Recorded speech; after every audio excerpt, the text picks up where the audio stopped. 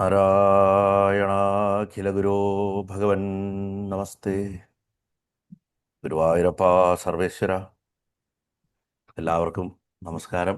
എല്ലാവരെയും ഗുരുവായൂരപ്പനായിട്ട് കണ്ട് മനസ്സുകൊണ്ട് സാഷ്ടാംഗം നമസ്കരിക്കുന്നു. നമ്മൾ ചെറിയൊരു ഗ്യാപ്പിന് ശേഷമാണ് 18 സ്റ്റെപ്സ് USA വേണ്ടിയിട്ട് ഇങ്ങനെ ഒരു സത്സംഗം ചെയ്യാൻ സാധിക്കുന്നത്. കഴിഞ്ഞ മാസം വല്ലാതെ എന്താ പറയുക, തിരക്ക് പിടിച്ച ഒരു അവസ്ഥയായിരുന്നു. ശരിക്കും പറഞ്ഞാൽ ഇനി തോന്നുന്നത് നെക്സ്റ്റ് മന്തും നമുക്ക് കുറച്ച് ബുദ്ധിമുട്ടായിട്ടുള്ളൊരു ടൈമായിരിക്കും. എന്തായാലും മെയ്യിലും ജൂണിലുമായിട്ട് ബാക്കി എല്ലാ സാഹചര്യങ്ങളും അനുകൂലമായി കഴിഞ്ഞാൽ നമുക്ക് ഒരു കണ്ടിന്യൂസ് പരമ്പര തന്നെ ഹാൻഡിൽ ചെയ്യാൻ പറ്റുമെന്ന് വിചാരിക്കുന്നു. ഇന്ന് ഈ സത്സംഗം ശരിക്കും പറഞ്ഞു കഴിഞ്ഞാൽ വളരെ ജിതേഷിൻ്റെ ഒരു നിർബന്ധം കൊണ്ട് അങ്ങോട്ട് സംഘടിപ്പിക്കപ്പെട്ടതാണ്. കാരണം എന്താ വെച്ചാൽ അത് അത്ര പെട്ടെന്ന് ചെയ്യാൻ പറ്റുന്ന ഒരു സിറ്റുവേഷൻ ആയിരുന്നില്ല എന്നെ സംബന്ധിച്ചിടത്തോളം. ആഹ് ഒരു എന്താ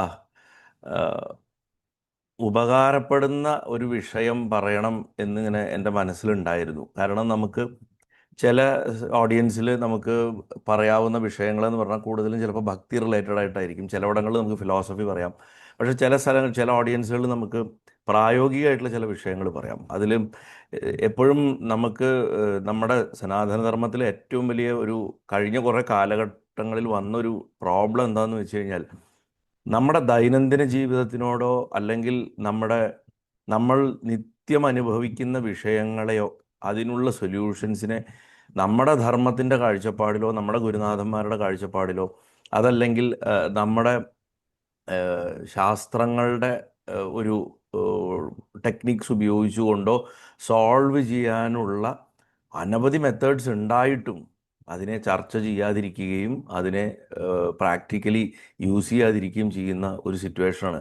വളരെ ചുരുങ്ങിയ ചില ഗുരുനാഥന്മാരോട് മാത്രം ആക്സസ് ഉള്ള വളരെ ചുരുങ്ങിയ ചിലർ പോയിട്ട് മാത്രമാണ് അവരവരുടെ ദൈനംദിന ജീവിതത്തിലെ കോറായിട്ടുള്ള പ്രശ്നങ്ങൾ മാറ്റാനുള്ള വഴി ആലോചിക്കുന്നത്. ബാക്കിയെല്ലാം നമ്മൾ ചെയ്യണത് നമുക്ക് രണ്ട് എക്സ്ട്രീമാണ്. ഒന്നുമില്ലെങ്കിൽ നമ്മൾ കുറേ ഭക്തിയെക്കുറിച്ച് സംസാരിക്കും, അതല്ലെങ്കിൽ വീട്ടിലാരുടെങ്കിലും അസുഖം മാറാനോ ശമ്പളം കൂട്ടിക്കിട്ടാനോ സ്വന്തമായിട്ട് വീട് വാങ്ങാനോ കടം മാറ്റാനോ ഇങ്ങനെയുള്ള രണ്ട് എക്സ്ട്രീമുകളിലാണ് നമ്മുടെ എന്താ പറയുക ഈശ്വരനുമായിട്ടുള്ള ബന്ധം അല്ലെങ്കിൽ നമ്മുടെ ധർമ്മമായിട്ടുള്ള ബന്ധത്തിനെ നമ്മൾ കൊണ്ടു നടക്കുന്നത്. പക്ഷേ ഒരു മനഃശാസ്ത്രപരമായിട്ടുള്ള തലത്തിലോ അതല്ല എന്നുണ്ടെന്നുണ്ടെങ്കിൽ ഒരു സോഷ്യോളജിക്കൽ കാഴ്ചപ്പാടിലോ ഒന്നും നമ്മുടെ ധർമ്മത്തിൻ്റെ ആ അമൂല്യരത്നങ്ങളെ യൂസ് ചെയ്യാനുള്ള ശ്രമം ഉണ്ടായി കാണാറില്ല. അത് വളരെ സങ്കടകരമായിട്ടുള്ളൊരു കാര്യമാണ്. അപ്പം ഞാൻ പല സമയത്തും എല്ലാവരും ഒന്ന് മ്യൂട്ട് ചെയ്താൽ നന്നായിരുന്നേ. ഞാൻ ഒന്ന് മ്യൂട്ട് ചെയ്യണേ. അത് പുതുതായിട്ട് ജോയിൻ ചെയ്യണവരും ഒന്ന് ശ്രദ്ധിക്കും. ഞാനെന്താ വെച്ചാൽ ഞാനൊരു കാര്യം മ്യൂട്ടപ്പോൺ എൻട്രി കൊടുക്കുന്നുണ്ട്. ഓക്കെ. അപ്പം അതുകൊണ്ട് അങ്ങനെ നമുക്ക് കുറച്ച് പ്രഭാഷണങ്ങൾ, കുറച്ച് ടോക്സ് നമുക്ക് അങ്ങനെ ചെയ്യണം എന്നൊരു ആഗ്രഹം എൻ്റെ മനസ്സിലുണ്ട്. അതിൻ്റെ മുമ്പ് ഒന്ന് രണ്ടെണ്ണമൊക്കെ ഞാൻ അങ്ങനെ തൊട്ടിട്ടുണ്ട് അവിടെ ഇവിടെയൊക്കെ. പക്ഷെ കൂടുതൽ ഇനി നമുക്കത് ചെയ്യേണ്ടതിൻ്റെ ഒരു ആവശ്യകതയുണ്ട് നമ്മുടെ കാലഘട്ടത്തിൽ. കാരണം അത്ര അൺസർട്ടനിറ്റിയാണ് നമ്മൾ കടന്നു പോയിക്കൊണ്ടിരിക്കുന്നത്. മേ ബി നിങ്ങൾക്കിപ്പോൾ അവിടെ on that part of the world അറിയാൻ തുടങ്ങിക്കാളില്ല, പക്ഷേ ഇവിടെ അത് അറിയാൻ തുടങ്ങിക്കഴിഞ്ഞു. അത് ഇപ്പോഴൊന്നും അവസാനിക്കാനും പോകുന്നില്ല, കൂടുതൽ രൂക്ഷമായി വന്നുകൊണ്ടിരിക്കുന്ന ഒരു സിറ്റുവേഷനിലേക്കാണ് എത്തുന്നത്. ഇപ്പോൾ ഒരു ചെറിയൊരു സംഭവം ഞാൻ പറയാം. ഇന്നലെ പാലക്കാട് പുത്തൂർ ക്ഷേത്രത്തിൽ, ഇപ്പോൾ വൃന്ദയ്ക്കൊക്കെ അറിയാം, എന്താ പറയുക, ഞങ്ങളുടെയൊക്കെ അമ്പലമാണ്.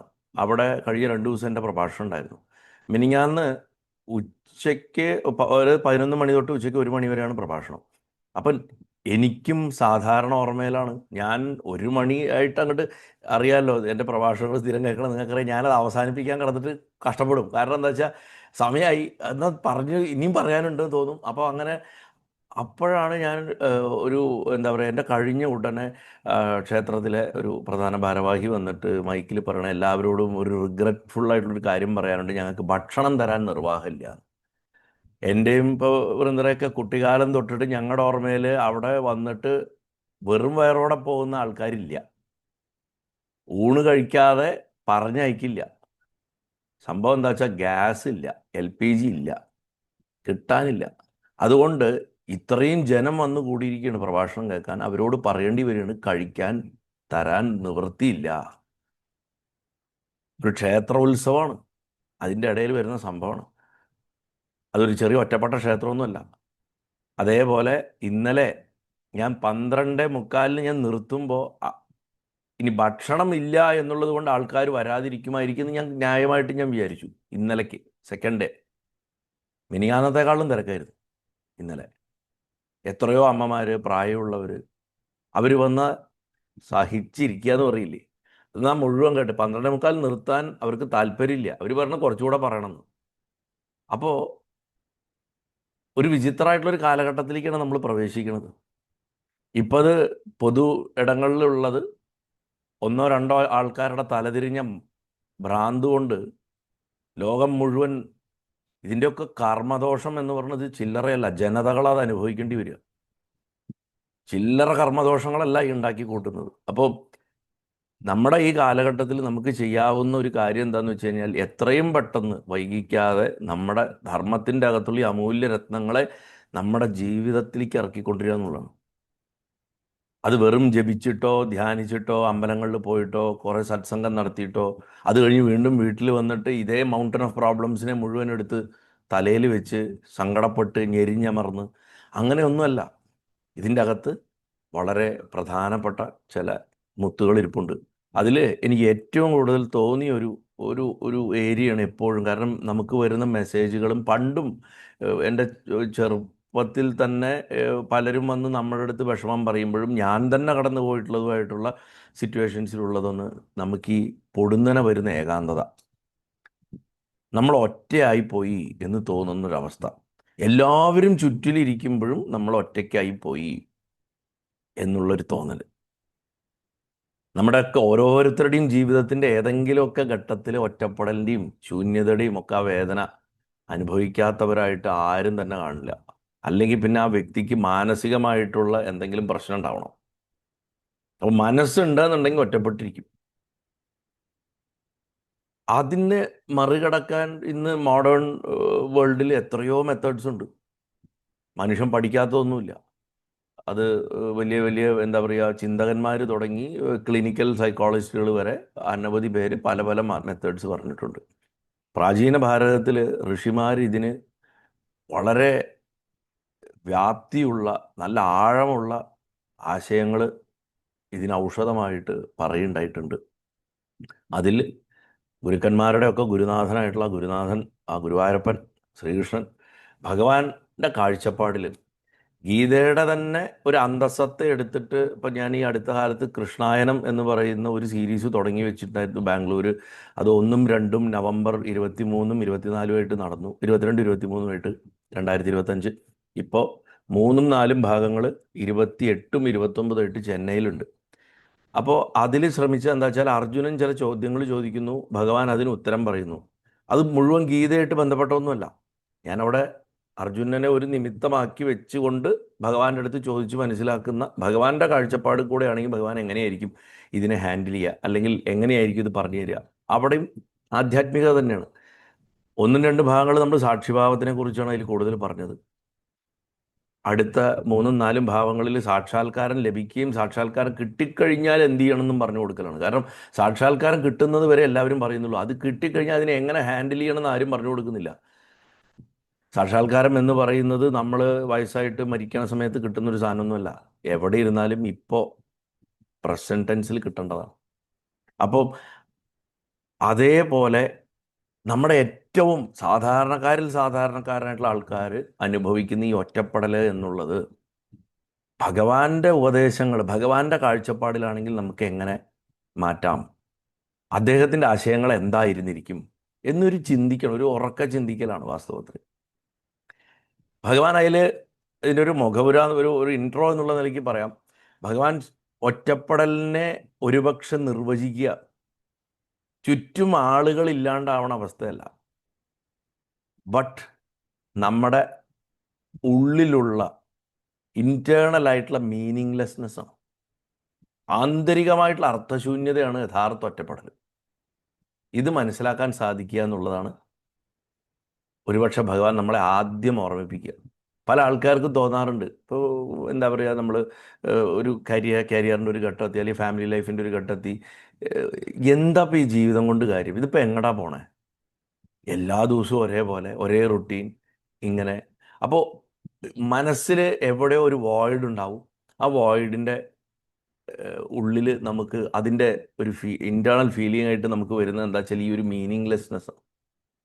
അപ്പോൾ ഭഗവാനുമായിട്ട് ബന്ധപ്പെട്ടിട്ടുള്ള ഭഗവാന്റെ ഉപദേശങ്ങളാവട്ടെ, ഭഗവാന്റെ കഥകളാവട്ടെ, അതിലെ കഥാപാത്രങ്ങളാവട്ടെ, അവരുടെ ഒക്കെ ജീവിത കഥകളിൽ കൂടിയും അതേമാതിരി ഭഗവാന്റെ തന്നെ വാക്കുകളിൽ കൂടിയും സൂക്ഷ്മമായിട്ട് നമ്മൾ നോക്കിക്കഴിഞ്ഞാൽ നമുക്ക് കാണാൻ സാധിക്കും. ഭഗവത്ഗീതയിലെ ആണെങ്കിലും ഭാഗവതത്തിലെ ആണെങ്കിലും ഇപ്പം കുന്തിദേവി, ഗോപികമാർ, ഉദ്ധവർ, ഈവൻ രാധാദേവി പോലും, ഇവരുടെ ഒക്കെ കഥകളിൽ കൂടെ ഭഗവാൻ അർജുനന് കൊടുത്തിട്ടുള്ള ആത്മീയ ജ്ഞാനത്തിൽ കൂടിയും ഗീതയിൽ കൂടിയും ഈ മാനസികാവസ്ഥയെ എങ്ങനെ അതിജീവിക്കാൻ നമുക്ക് കാണാൻ സാധിക്കും. ഏകാന്തതയുടെ വലിയ വലിയ തുരുത്തുകളാണ് ശരിക്കും പറഞ്ഞു കഴിഞ്ഞാൽ, അയലൻഡുകളാണ് കുന്തിയും ഗോപികമാരും ഉദ്ധവനും ദ്രൗപദിയും, ഈവൺ അർജുനൻ പോലും കടന്നുപോയിട്ടുള്ള ഏകാന്തത എന്താണെന്നുള്ളത് ഭഗവാന് മാത്രമേ ചിലപ്പോൾ തിരിച്ചറിയാൻ പറ്റുള്ളൂ, ആ ഒറ്റപ്പെടൽ. അപ്പം അങ്ങനെ വൈകാരികമായിട്ടുള്ള ആശ്രിതത്വത്തിൽ നിന്ന് ആന്തരികമായിട്ടുള്ള ആ പൂർണ്ണതയിലേക്കും, അതേപോലെ വേദനയെന്ന് ഭക്തിയിലേക്കും ഉള്ള ഒരു ആ വഴി കാണിച്ചു തരുന്ന ഭഗവാന്റെ പ്രായോഗികമായിട്ടുള്ള പ്രാക്ടിക്കലായിട്ടുള്ള ലെസൺസ് നമ്മൾ ഏതൊരു ഗൃഹസ്ഥനെ സംബന്ധിച്ചിടത്തോളം അവരവരുടെ ജീവിതത്തിൽ പകർത്തി സമാധാനവും കരുത്തും ഒക്കെ കണ്ടെത്താൻ സഹായിക്കും എന്നുള്ളത് തന്നെയാണ് ഉറപ്പാണ്. കാരണം അത് ഭഗവാനെപ്പോലെ ജീവിതത്തിനെ അത്രയും ആഴത്തിൽ നോക്കിക്കണ്ടിട്ടുള്ള, ജീവിതത്തിനെ ഏറ്റവും പ്രാക്ടിക്കലായിട്ട് നോക്കിക്കണ്ടിട്ടുള്ള ഗുരുനാഥന്മാർ അധികമില്ല. നമുക്ക് കൃഷ്ണൻ എന്നുള്ളത് ഭഗവാൻ എന്നുള്ളതൊക്കെ മാറ്റിവെക്കാം. നമ്മൾ ഭഗവാൻ എന്ന് പറയണു ആ വാക്കാലെന്നേ ഉള്ളൂ. ഒരു മഹാഗുരുനാഥൻ, ഒരു പൂർണ്ണ ജീവിതം പൂർണ്ണമായിട്ടും ജീവിച്ച് കാണിച്ചു തന്ന് കടന്നുപോയ ഒരാൾ. അദ്ദേഹത്തിനെ ചുറ്റിപ്പറ്റിയുള്ള ഈ അലങ്കാരങ്ങളുടെയും കഥകളുടെയും ഒന്നും എംബലിഷ്മെൻറ്റ്സ് ഒന്നും ഇല്ലാണ്ട്, അലങ്കാരങ്ങളൊന്നും വേണ്ട, അദ്ദേഹത്തിന് അതിൻ്റെ ഒന്നും ആവശ്യമില്ല. ഒരു സാധാരണ മനുഷ്യക്കുട്ടിയായി ജനിച്ച് സാധാരണ മനുഷ്യനെ പോലെ ഒരു അസ്ത്രമേറ്റ് ശരീരം കളയാൻ മാത്രം ലാളിത്യം കാണിച്ച ഭഗവാൻ ജീവിച്ചിരുന്ന കാലത്ത്, ജീവിച്ച് ശരീരം വിട്ടതിന് ശേഷം ഇന്നും നമുക്ക് പ്രകാശം തന്നുകൊണ്ടിരിക്കുന്ന ആ ഭഗവാനെ മനസ്സുകൊണ്ട് സാഷ്ടാംഗം നമസ്കരിച്ചിട്ട് നമുക്ക് അദ്ദേഹത്തിൻ്റെ ചിന്തകൾ എങ്ങനെയായിരുന്നിരിക്കും എന്നുള്ളതിലേക്ക് ഒന്ന് കടന്നു പോകാം. ആദ്യമായിട്ട് ഞാൻ തുടക്കത്തിൽ തന്നെ പറഞ്ഞ ആ കാര്യം ഒന്നുകൂടെ ഉറപ്പിക്കണം, സത്യസന്ധമായിട്ടത് ഉറപ്പിക്കണം. ആരുമില്ലാത്ത അവസ്ഥയല്ല ലോൺലിനെസ്. ജീവിതത്തിൽ അർത്ഥമില്ലാണ്ടാവുന്ന അവസ്ഥയാണ് യഥാർത്ഥ ലോൺലിനെസ്. ഒറ്റപ്പെടൽ എന്ന് പറയുന്നത് അതാണ്. മീനിങ് ഇല്ല. മറ്റൊരാൾ ഉണ്ടെങ്കിലേ തൻ്റെ ജീവിതത്തിന് അർത്ഥമുണ്ടാവുള്ളൂ എന്നുള്ള മിഥ്യാബോധം മനുഷ്യൻ്റെ മനസ്സിലെപ്പോഴും ഉണ്ട്. മനുഷ്യനൊരു സോഷ്യൽ ആനിമലാണല്ലോ. അപ്പോൾ അവിടെ നിന്നാണ് അതിൻ്റെ സ്റ്റാർട്ടിങ് പോയിന്റ്. ഇപ്പോൾ ഒരു വ്യക്തി ഒരു വലിയ കൂട്ടുകുടുംബത്തിൽ ജീവിക്കുമ്പോഴും അയാൾ ഒറ്റപ്പെടൽ അനുഭവിച്ചേക്കാം. അതിനിപ്പോൾ അയാളെ ആരും അവഗണിക്കണമെന്നൊന്നുമില്ല. ഇപ്പോൾ ചിലർ പറയും ഞാൻ ആ വീട്ടിൽ ചത്തതിനൊക്കുമേ ജീവിച്ചിരിക്കലും പോലെയാണ്, എന്നെ ആർക്കും വേണ്ട എന്നൊക്കെ പറയും ചിലർ. പക്ഷേ ഇവിടെ അങ്ങനത്തെ വിഷയമൊന്നുമില്ല. എവിടെയോ നമ്മുടെ മൂല്യം നഷ്ടപ്പെട്ടു എന്ന് നമുക്ക് തോന്നുമ്പോഴാണ് ഒറ്റപ്പെടൽ വരണത്. മറ്റുള്ളവർ നമുക്ക് തരുന്ന മൂല്യം, അത് ചിലപ്പോൾ ഭർത്താവാം, ഭാര്യയാവാം, കുട്ടികളാവാം, ആരുമാവാം, ആ പോയിന്റിലാണ് ഒറ്റപ്പെടൽ സ്റ്റാർട്ട് ചെയ്യണം. ചില സമയത്ത് അതേ വ്യക്തി തന്നെ ഒരു കൊടുങ്കാട്ടിൽ പോയിട്ട് ഒറ്റയ്ക്കിരിക്കുകയാണ്, പക്ഷെ അയാൾക്ക് ഒറ്റപ്പെടൽ തോന്നുന്നില്ല, അയാൾ പൂർണ്ണത അനുഭവിക്കും. നമ്മൾ തന്നെ ചിലപ്പോൾ ഒരു ബീച്ചിൽ പോയിരിക്കുമ്പോഴോ അല്ലെങ്കിൽ ഒരു കോഫി ഷോപ്പ് പോയിരിക്കുമ്പോഴോ ഒറ്റയ്ക്കിരിക്കുമ്പോൾ നമുക്കൊരിക്കലും ഒറ്റപ്പെടൽ തോന്നണമെന്നില്ല. ഇനി ആരുമില്ലാത്തൊരു സ്ഥലത്ത്, വിജനമായിട്ടുള്ളൊരു സ്ഥലത്ത് നമ്മൾ പോയിട്ട് ഒറ്റയ്ക്കിരുന്ന് കഴിഞ്ഞാലും നമ്മുടെ മനസ്സിൽ പൂർണ്ണതയുണ്ടാവും. അപ്പോൾ അതെന്താ? അതാലോചിച്ച് നോക്കൂ, അതെന്തുകൊണ്ടാണ് സംഭവിക്കുന്നത്? അപ്പോൾ എന്താ യഥാർത്ഥത്തിൽ ഒറ്റപ്പെടൽ എന്നുള്ളത് നമുക്ക് കൃത്യമായിട്ട് മനസ്സിലാക്കാൻ സാധിക്കും അവിടെ. അതുകൊണ്ട് പ്രശ്നം ഒറ്റയ്ക്കായിട്ട് ഇരിക്കുക എന്നുള്ളതല്ല, പ്രശ്നം ബന്ധങ്ങൾ മുറിക്കപ്പെട്ടതായിട്ട്, ബന്ധങ്ങൾ വിച്ഛേദിക്കപ്പെട്ടതായിട്ട് തോന്നുമ്പോഴാണ് ഈ മീനിങ്ലെസ്നെസ് ഉണ്ടാവുന്നതും ഒറ്റയ്ക്കായി പോയി തോന്നുന്നതും. ഗീതയിലാണെങ്കിലും ഭാഗവതത്തിലാണെങ്കിലും ഭഗവാൻ വീണ്ടും വീണ്ടും വീണ്ടും ഈ പ്രശ്നത്തിനെ വാസ്തവത്തിൽ അഭിസംബോധന ചെയ്യുന്നുണ്ടെന്ന് ഗീത സൂക്ഷ്മമായിട്ട് വായിച്ചാൽ മനസ്സിലാവും, ഭാഗവതം സൂക്ഷ്മമായിട്ട് വായിച്ചാൽ മനസ്സിലാവും. ശരശയ്യെ കിടക്കണം ഭീഷ്മരുടെ ഒറ്റപ്പെടലാണോ അതോ പൂർണ്ണതയാണോ? യുദ്ധാപ്പുറത്ത് നടന്നുകൊണ്ടിരിക്കുന്നു, ഇത്രയും ദിവസം താൻ പങ്കെടുത്ത യുദ്ധമാണ്. ഇപ്പം താൻ ഇവിടെ ഇങ്ങനെ കിടക്കുകയാണ് മരിക്കാൻ വേണ്ടിയിട്ട്. ഇടയ്ക്കെപ്പോഴെങ്കിലും ആരെങ്കിലും വരും, ഒന്ന് കാല് തൊടും, നമസ്കരിക്കും, പോവും. മൂപ്പർ അവിടെ കാത്ത് കാത്ത് കിടക്കുകയാണ്. ആലോചിച്ച് നോക്കൂ, മരിക്കാൻ കിടക്കണ ഒരാൾ, ദേഹം മുഴുവൻ വേദനയായിട്ട്. ഭാഗവതം തുടങ്ങണത് തന്നെ ഭീഷ്മരുടെ ശരശയ്യിൽ നിന്നാണ് തുടങ്ങണത്. ഭാഗവതം തുടങ്ങണത് അവസാനം ഒറ്റയ്ക്ക് ഇരുന്നിട്ട് ഏതോ ഒരു വേടൻ്റെ അമ്പ് കൊണ്ട് ശരീരം കളയണ ഭഗവാനിൽ അവസാനിക്കുന്നു. രണ്ട് സ്ഥലത്തും പൂർണ്ണതയാണ്. രണ്ടുപേരും ഒറ്റപ്പെട്ടവരല്ല. പക്ഷെ അതിൻ്റെ ഇടയിൽ ഒരുപാട് ഒറ്റപ്പെട്ട ആൾക്കാർ വരും. ആദ്യം വരുന്ന ഒറ്റപ്പെട്ട ആൾക്കാരിൽ ഒരാൾ ധ്രുവനാ. ഒറ്റപ്പെട്ടു പോയി. അച്ഛൻ റിജക്റ്റ് ചെയ്തു, മടിയിലിരിക്കണ്ട, ഇറങ്ങിപ്പോ. ആ കുട്ടിക്ക് വേൾഡിലുള്ള സകല റിലേഷൻസ് നിരർത്ഥകമായിട്ട് തോന്നി. ഇറങ്ങി നടക്കുകയാണ് ആ ഒറ്റപ്പെടൽ മാറ്റാൻ, റീക്ലെയിം ചെയ്യാൻ ആ എന്താ പറയുക അച്ഛനുമായിട്ടുള്ള ആക്സസ്. അവിടെ നിന്നാണ് സ്റ്റാർട്ട് ചെയ്യണത്. ഒറ്റപ്പെടലിൻ്റെ ഘോഷയാത്രയാണ് പിന്നെ അവിടെ നിന്ന് അങ്ങോട്ട് ഭാഗവതം മുഴുവൻ. മഹാഭാരതത്തിലും അങ്ങനെ ഒറ്റപ്പെടലുകൾ കാണാം, ധാരാളം കാണാം. 5 പേരും ഒന്നിച്ച് നടക്കുമ്പോഴും ഓരോ സഹോദരനും ഒറ്റപ്പെട്ടിരിക്കുന്നതായിട്ട് നമുക്ക് കാണാൻ സാധിക്കും. 5 പേരും ഭർത്താക്കന്മാരായിട്ടുണ്ടായിട്ടും ഒറ്റയ്ക്കായി പോയ ദ്രൗപദിയും കാണാൻ പറ്റും. ചില നേരങ്ങളിൽ അമ്മയ്ക്ക് കൃഷ്ണൻ പോലും ഇല്ല തനിക്ക് തോന്നുന്ന അവസരങ്ങളുണ്ട്. അങ്ങനെയൊക്കെ സംഭവിക്കുന്നുണ്ട്. അപ്പോൾ ഒറ്റപ്പെടലിൻ്റെ വേരുകൾ വാസ്തവത്തിൽ കിടക്കുന്നത് തെറ്റായിട്ടുള്ള സ്വത്വബോധത്തിലാണ് എന്ന് നമുക്ക് മനസ്സിലാക്കാൻ സാധിക്കും. തെറ്റായിട്ടുള്ള സ്വത്വബോധം എന്ന് പറഞ്ഞു കഴിഞ്ഞാൽ അവനവനെക്കുറിച്ചുള്ള അവനവൻ്റെ എന്താ പറയുക ഒരു കാഴ്ചപ്പാടുണ്ടല്ലോ. നമുക്കെപ്പോഴും നമ്മളെക്കുറിച്ചിട്ടൊരു കാഴ്ചപ്പാടുണ്ടാവും. ആ കാഴ്ചപ്പാടിനെ നമ്മളെങ്ങനെ നോക്കിക്കാണുന്നു, ഐഡൻറ്റിറ്റി, ആ ഐഡൻറ്റിറ്റി റോങ് ആവുമ്പോൾ അതാണ് ലോൺലിനെസ്സിൻ്റെ റൂട്ട് കോസ്. അതൊരു സംശയവുമില്ല. നീ ശരീരമല്ല, നീ മനസ്സല്ല, നീ ആത്മാവാണ് എന്ന് കൃഷ്ണൻ ആവർത്തിച്ചിട്ട് ഭഗവാൻ പറയുന്നുണ്ട് അർജുനൻ്റെ അടുത്ത്. ഒറ്റപ്പെടൽ എന്നുള്ളത് മനസ്സിൻ്റെ ക്വാളിറ്റിയാണ്, ആത്മാവിൻ്റെ ക്വാളിറ്റിയല്ല. ആത്മാവിന് ഒറ്റയ്ക്കാവാൻ സാധിക്കില്ല. കാരണം ഒരാത്മാവേ ഉള്ളൂ. ആ ആത്മാവിൻ്റെ തന്നെ റിഫ്ലക്ഷൻസാണ് നമ്മൾ ഓരോരുത്തരും. ഇതാണ് ഭാരതീയ ശാസ്ത്രങ്ങളുടെ മുഴുവൻ അടിസ്ഥാനത്തിൽ കിടക്കുന്ന ഒരു പ്രധാന തത്വം എന്നുള്ളതാണ്. മനസ്സിന് തോന്നാം ആരും എന്നെ മനസ്സിലാക്കണില്ല, ആരും എന്നെ സ്നേഹിക്കണില്ല, ആരും എൻ്റെ കൂടെ ഇല്ല, ഞാൻ പ്രധാനപ്പെട്ട ആളെ അല്ല, എൻ്റെ ജീവിതത്തിന് ഒരർത്ഥമില്ല. അതിൻ്റെ അവസാനം എന്നിട്ട് നമ്മളൊരു സെൻറ്റൻസ് കൂടെ ആഡ് ചെയ്യും, ഞാൻ ഇത്രയൊക്കെ ചെയ്തിട്ടും.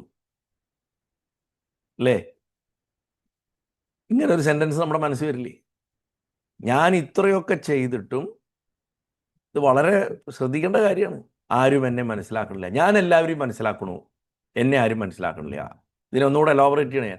ഞാൻ എല്ലാവരെയും സ്നേഹിക്കണു, ആരും എന്നെ സ്നേഹിക്കണില്ല. ഞാൻ എല്ലാവർക്കും ഒരു ആവശ്യത്തിന് കൂടിയുണ്ട്, പക്ഷെ ആരും എൻ്റെ കൂടെയില്ല. എല്ലാവർക്കും ഞാൻ ഇമ്പോർട്ടൻസ് കൊടുക്കുന്നുണ്ട്, പക്ഷെ ഞാൻ പ്രധാനപ്പെട്ട ആളല്ല. മറ്റുള്ളവരുടെ ലൈഫിൽ ഒരു മീനിങ് ഉണ്ടാക്കാൻ ഞാൻ നോക്കുന്നുണ്ട്, പക്ഷെ എൻ്റെ ജീവിതത്തിന് അർത്ഥമില്ല. ഇത് മനസ്സ് ചിന്തിച്ചുകൊണ്ടേയിരിക്കും. അവിടെ ഭഗവാൻ പറയാണ്, താൽക്കാലികമായിട്ടുള്ള ബന്ധങ്ങളിൽ നിന്ന് ശാശ്വതമായിട്ടുള്ള പെർമനൻ്റ് ആയിട്ടുള്ള എറ്റേണൽ ആയിട്ടുള്ള സന്തോഷം നേടാൻ എന്തിനാ നിങ്ങൾ ഇങ്ങനെ ശ്രമിക്കുന്നത്? അതുകൊണ്ടല്ലേ നിങ്ങൾക്ക് ഈ ദുഃഖം അനുഭവിക്കേണ്ടി വരണമെന്ന് ചോദിക്കണം ഭഗവാൻ. പെർമനൻസി ഇല്ലാത്ത ബന്ധങ്ങളിൽ നിന്ന്, റിലേഷൻഷിപ്പുകളിൽ നിന്ന് പെർമനൻ്റ് ആയിട്ടുള്ള ജോയ് എങ്ങനെ ഉണ്ടാവും? ഉണ്ടാവില്ല, ഒരിക്കലും ഉണ്ടാവില്ല. അപ്പോൾ ഫസ്റ്റ് പ്രോബ്ലം അവിടെയാണ്. ഭഗവാൻ ഒരിക്കലും പറഞ്ഞിട്ടില്ല ആൾക്കാരെ സ്നേഹിക്കരുതെന്ന്. അങ്ങനെ പറഞ്ഞിട്ടേ ഇല്ല. ഭഗവാൻ പറയണ ഇത്രയേ ഉള്ളൂ, you are trying to get permanent happiness from temporary relationships. ഒരിക്കലും ഡു നോട്ട് ലവ് പീപ്പിൾ എന്ന് പറഞ്ഞിട്ടില്ല ഭഗവാൻ. മറ്റുള്ളവരെ സ്നേഹിക്കാൻ പാടില്ല എന്ന് എവിടെയും കൃഷ്ണൻ പറഞ്ഞതായിട്ട് നമുക്ക് കാണാൻ സാധിക്കില്ല. യുദ്ധം ചെയ്യുമെന്ന് പറയുന്നുണ്ടെങ്കിലും സ്നേഹിക്കരുതെന്ന് പറഞ്ഞിട്ടില്ല ഭഗവാൻ. ചില ആൾക്കാർ ആ തരത്തിലൊക്കെ വ്യാഖ്യാനിക്കണം കാണാം. ഭഗവാൻ ആകെ പറഞ്ഞത്, നിങ്ങളുടെ ആന്തരികമായിട്ടുള്ള പൂർണ്ണതയ്ക്ക് വേണ്ടിയിട്ട് നിങ്ങൾ ആളുകളെ ആശ്രയിക്കരുത്. വളരെ ഇമ്പോർട്ടൻറ്റ് പോയിന്റാണ്. Do not depend on people for your inner completeness. Very clear ആണ് ആ കാര്യത്തിൽ. നമ്മുടെ ഒക്കെ പ്രശ്നം അവിടെ കിടക്കണം. നമ്മൾ അകത്ത പൂർണ്ണതയ്ക്ക് വേണ്ടി പുറത്തുള്ളവരെ ആശ്രയിക്കും. ഭാര്യ ഭർത്താവിനെ ആശ്രയിക്കും, ഭർത്താവ് ഭാര്യയെ ആശ്രയിക്കും, അച്ഛനും അമ്മയും മക്കളെ ആശ്രയിക്കും, മക്കൾ അച്ഛനമ്മമാരെ ആശ്രയിക്കും, അല്ലെങ്കിൽ ഒരു വ്യക്തി സുഹൃത്തുക്കളെ ആശ്രയിക്കും, ചിലർ ടീച്ചറെ കുട്ടികളെ ആശ്രയിക്കും, കുട്ടികൾ ടീച്ചറെ ആശ്രയിക്കും. ഇങ്ങനെ എന്നും മറ്റു വ്യക്തികളെയാണ് നമ്മൾ നമ്മുടെ ആന്തരിക പൂർണ്ണതയ്ക്ക് വേണ്ടിയിട്ട് ആശ്രയിച്ചുകൊണ്ടിരിക്കുന്നത്. ഇപ്പം ചില ആൾക്കാർ എൻ്റെ അടുത്ത് പറയാറുണ്ട്, സാറുടെ പ്രഭാഷണം ഒരു ദിവസം കേട്ടില്ലെങ്കിൽ എനിക്ക് ഉറക്കം വരില്ല എന്ന്. ഞാൻ പറഞ്ഞത് മഹാ അപകടമാണ്. ഇതിൽ പരം ഒരു അപകടം വരില്ല. ഇത് അഡിക്ഷനാണ്. റിയലൈസേഷനിലേക്കുള്ള വഴിയിലല്ല അപ്പം നമ്മൾ.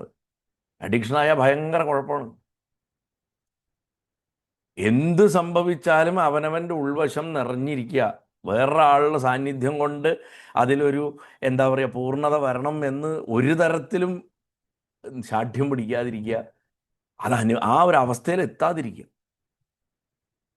അതിലാണ് വാസ്തവത്തിൽ ഇതിൻ്റെ കീ കിടക്കുന്നത്.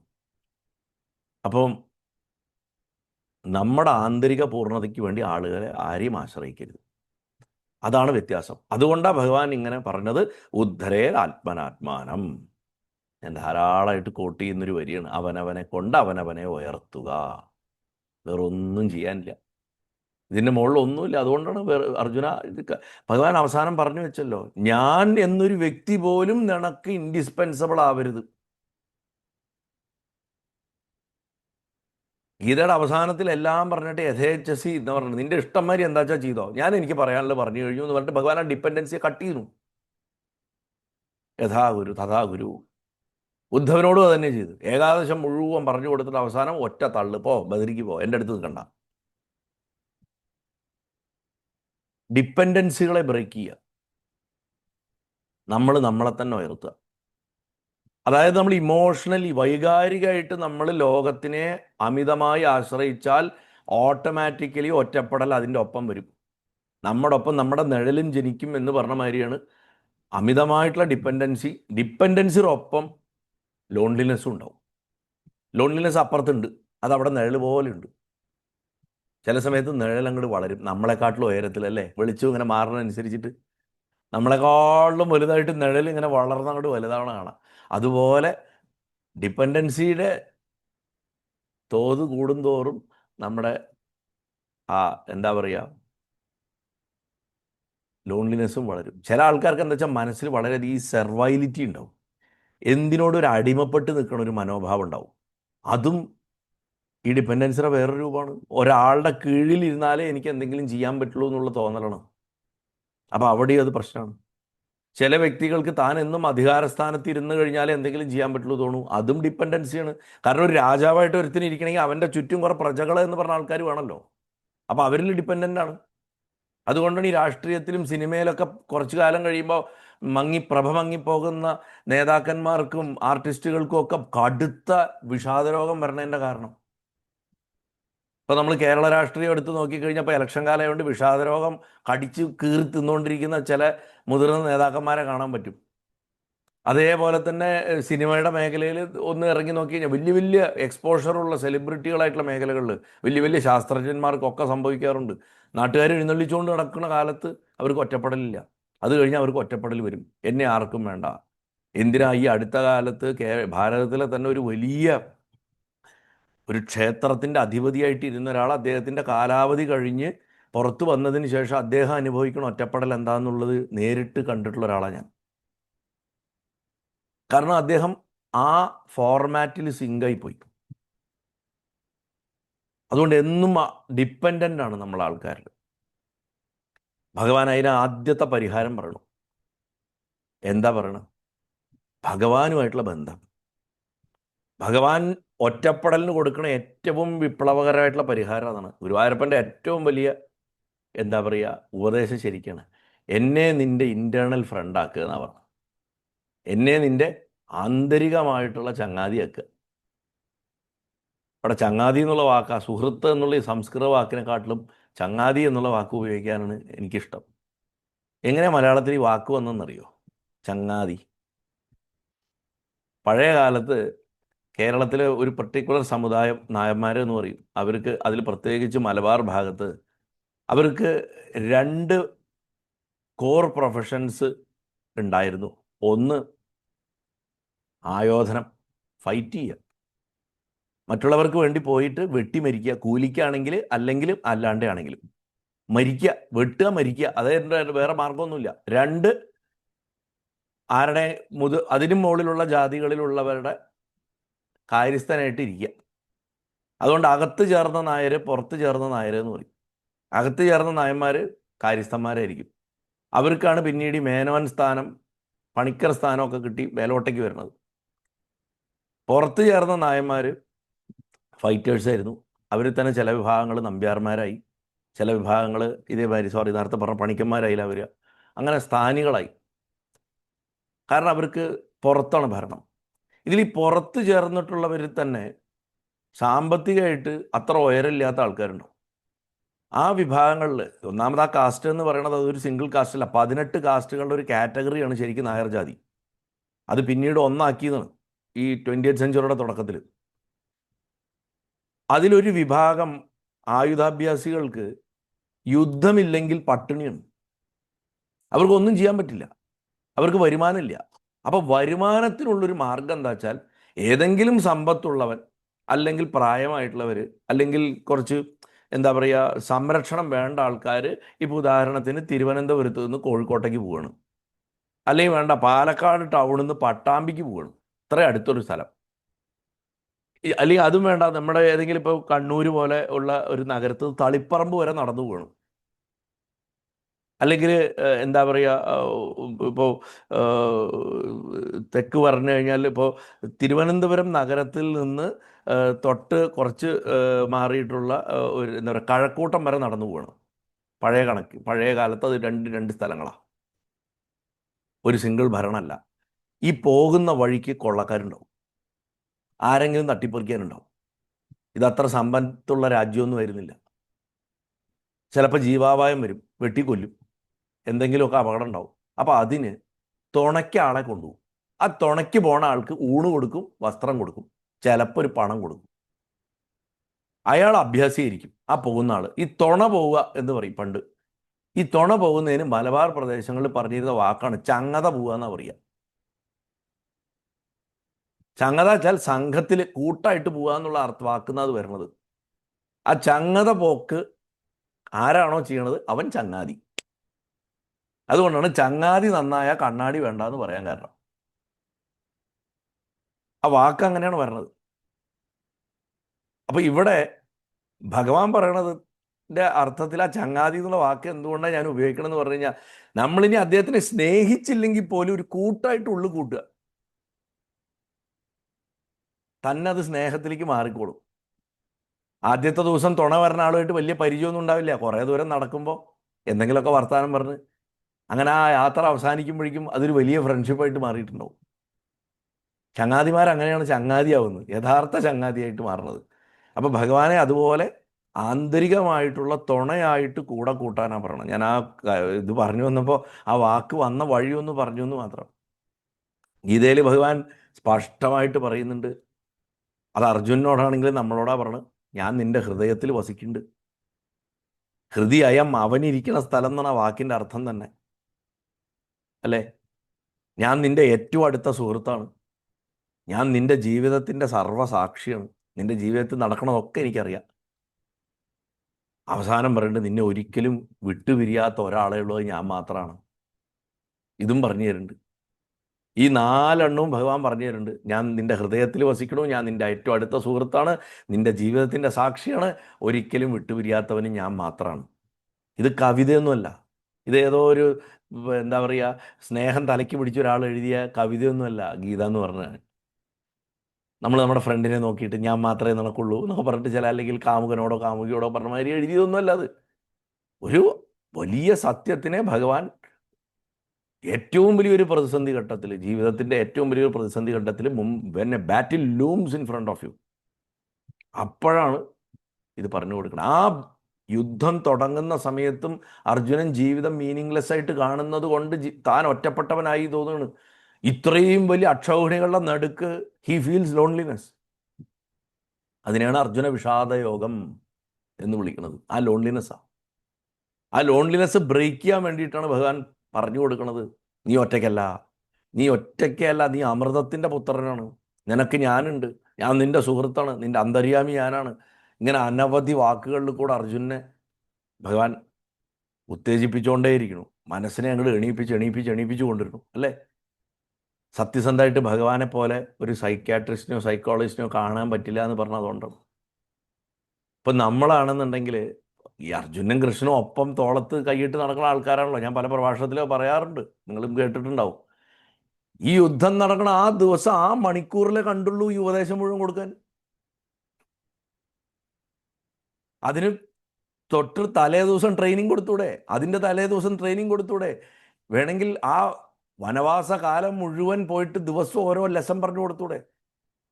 ഒരു യുദ്ധത്തിന് പ്രിപ്പയർ ചെയ്യിപ്പിക്കായിരുന്നില്ലേ? എന്തുകൊണ്ട് ചെയ്തിട്ടില്ല? കാരണം ആ ലോൺലിനെസ് ഉണ്ട് എന്ന് അർജുനൻ ആക്സെപ്റ്റ് ചെയ്യണ മൊമെന്റിൽ അത് കൊടുത്തിട്ട് കാര്യമുള്ളൂ. അതുകൊണ്ട് നമ്മൾക്ക് ആ ലോൺലിനെസ് ഉണ്ട്, ആ ഒറ്റപ്പെടലുണ്ട് എന്ന് നമ്മൾ അതിൻ്റെ പൂർണ്ണ അർത്ഥത്തിൽ ആക്സെപ്റ്റ് ചെയ്ത് ഭഗവാനിലേക്ക് ശരണാഗതിയായിട്ട് തിരിയുമ്പോൾ മാത്രമേ നമുക്ക് അതിനുള്ള ഉത്തരങ്ങൾ കിട്ടുള്ളൂ എന്നുള്ളതാണ്. മനുഷ്യൻ്റെ ബന്ധങ്ങൾക്ക് 3 പ്രശ്നങ്ങളുണ്ട്. ഒന്നാമത്തെ പ്രശ്നം, നമ്മുടെ വിചാരം എന്താ വെച്ചാൽ ഒരു കല്യാണം കഴിഞ്ഞു, പിന്നെ ഇത് ശാശ്വതമാണ്, അല്ലെങ്കിൽ ഒരു സുഹൃത്ത് ബന്ധമായി, ഇത് ശാശ്വതമാണ്. അച്ഛനും അമ്മയും കുട്ടികളും തമ്മിലുള്ള ബന്ധം, ഒരു കുഞ്ഞ് ജനിക്കുന്നു, ആ കുഞ്ഞ് ജനിക്കുമ്പോഴുള്ള ഡിലൈറ്റ് അച്ഛനും അമ്മയ്ക്കും ഒക്കെ അനുഭവിക്കുന്നു. 20 വയസ്സാണ് ആ കുട്ടിക്ക് ആവണ കാലത്ത് അതേ ഡിലൈറ്റ് ആണോ എന്ന് ചോദിച്ചാൽ അല്ല എന്നാ പറയുക. അപ്പം മനുഷ്യബന്ധങ്ങളുടെ 3 കോർ പ്രോബ്ലംസ് മനസ്സിലാക്കാണ്ട് ഇത് മറികടക്കാൻ പറ്റില്ല. ഒന്നാമത്തത്, മനുഷ്യൻ മാറിക്കൊണ്ടേയിരിക്കും. ഇന്നലത്തെ രാത്രിയത്തെ ആളല്ല ഇന്ന് രാവിലത്തെ ആള്, വൈകുന്നേരത്തെ ആളല്ല നാളെ രാവിലത്തെ ആള്. സ്വഭാവത്തിലും ചെയ്തികളിലും ഒക്കെ മാറ്റണം. മനുഷ്യൻ മാറിക്കൊണ്ടിരിക്കും, ഒന്നാമത്തെ പ്രശ്നം. 2, മനുഷ്യൻ ഞാനൊക്കെ ശരിയായിട്ടാണ് മനസ്സിലാക്കണമെന്ന് വീമ്പ് പറയുമെങ്കിലും മനുഷ്യൻ തെറ്റിദ്ധരിക്കും. മനുഷ്യന്റെ രണ്ടാമത്തെ ഏറ്റവും വലിയ കുഴപ്പമാണ് തെറ്റിദ്ധാരണ. ഒന്നാമത്തത് മാറ്റം, 2 തെറ്റിദ്ധാരണ. ഇനി മൂന്നാമത്തതോ, അകലം കൊണ്ടോ കലഹം കൊണ്ടോ മരണം കൊണ്ടോ മനുഷ്യരെ വിട്ടുപോകും. Either they will move to a distance. ഇപ്പം നിങ്ങൾ തന്നെ എത്ര പേര് നിങ്ങളുടെ അച്ഛനമ്മമാരെ കണ്ടിട്ട് അല്ലെങ്കിൽ നിങ്ങളുടെ കൂടപ്പുറപ്പുകളെ കണ്ടിട്ട് എത്ര കാലമായിട്ടുണ്ടാവും എന്നുള്ളതൊന്ന് ആലോചിച്ചാൽ അകലം കൊണ്ട് എന്നുള്ളതിൻ്റെ കറക്റ്റ് മനസ്സിലാവും. നമ്മൾ തന്നെ എത്രയോ വ്യക്തികൾ വളരെ അടുപ്പമുണ്ടായിരുന്നവർ കലഹം കൊണ്ട് അകന്നു പോകാറുണ്ട്. ഇനി ചിലർ മരണം കൊണ്ട് അകന്നു പോകാറ്. അവരെ പിന്നെ ഈ ലോകത്ത് നമുക്ക് അന്വേഷിച്ച് കണ്ടെത്താൻ പോലും സാധിക്കില്ല. അപ്പം അതുകൊണ്ട് മനുഷ്യൻ മാറിക്കൊണ്ടിരിക്കും, മനുഷ്യൻ തെറ്റിദ്ധരിക്കും, അകലം കൊണ്ടോ വഴക്കുകൾ കൊണ്ടോ മരണം കൊണ്ടോ വിട്ടുപോവുകയും ചെയ്യും. ഇങ്ങനെ 3 പ്രശ്നങ്ങളാണ് മനുഷ്യബന്ധങ്ങളുടെ കെട്ടുറപ്പിനെ ബാധിക്കുന്ന 3 പ്രധാന കാരണങ്ങൾ. അതുകൊണ്ട് നമ്മുടെ വൈകാരിക സ്ഥിരത എന്ന് പറയുന്നത്, നമ്മുടെ ഇമോഷണൽ സ്റ്റെബിലിറ്റി എന്ന് പറയുന്നത് മനുഷ്യരെ മാത്രം ആശ്രയിച്ചിട്ടാണെങ്കിൽ ഈ പറയുന്ന 3 കാരണങ്ങളും അവിടെ സത്യമായിട്ടിരിക്കുന്നത് കൊണ്ട് ജീവിതത്തിൽ എപ്പോഴെങ്കിലും തീർച്ചയായിട്ടും നമ്മൾ ഒറ്റപ്പെട്ടിരിക്കും, ഒരു ഡൗട്ടും വേണ്ട. നമ്മൾ ഒന്നുമില്ലെങ്കിൽ മാറും, അല്ലെങ്കിൽ നമ്മുടെ ബന്ധത്തിലുള്ള മറ്റേ ആളുടെ സ്വഭാവം മാറും. നമ്മൾ ഒന്നുമില്ലെങ്കിൽ തെറ്റിദ്ധരിക്കും, അല്ലെങ്കിൽ മറ്റേ ആൾ തെറ്റിദ്ധരിക്കും. നമ്മളൊന്നുമില്ലെങ്കിൽ ദൂരേക്ക് പോവും, അല്ലെങ്കിൽ മറ്റേ വ്യക്തി ദൂരേക്ക് പോവും, അല്ലെങ്കിൽ ആ വ്യക്തിയും നമ്മളും തമ്മിൽ കലഹം ഉണ്ടാവും, അല്ലെങ്കിൽ നമ്മളിൽ ഒരാൾ മരിച്ചിരിക്കും. അതിൽ മരിക്കുന്ന ആൾക്ക് ഇത് വലിയ ബുദ്ധിമുട്ടില്ല, ജീവിച്ചിരിക്കുന്ന ആൾ ഈ വേദന അനുഭവിക്കും. ഇതാണ് ഇതിൻ്റെ ഏറ്റവും അടിസ്ഥാനമായിട്ടുള്ള കാര്യം.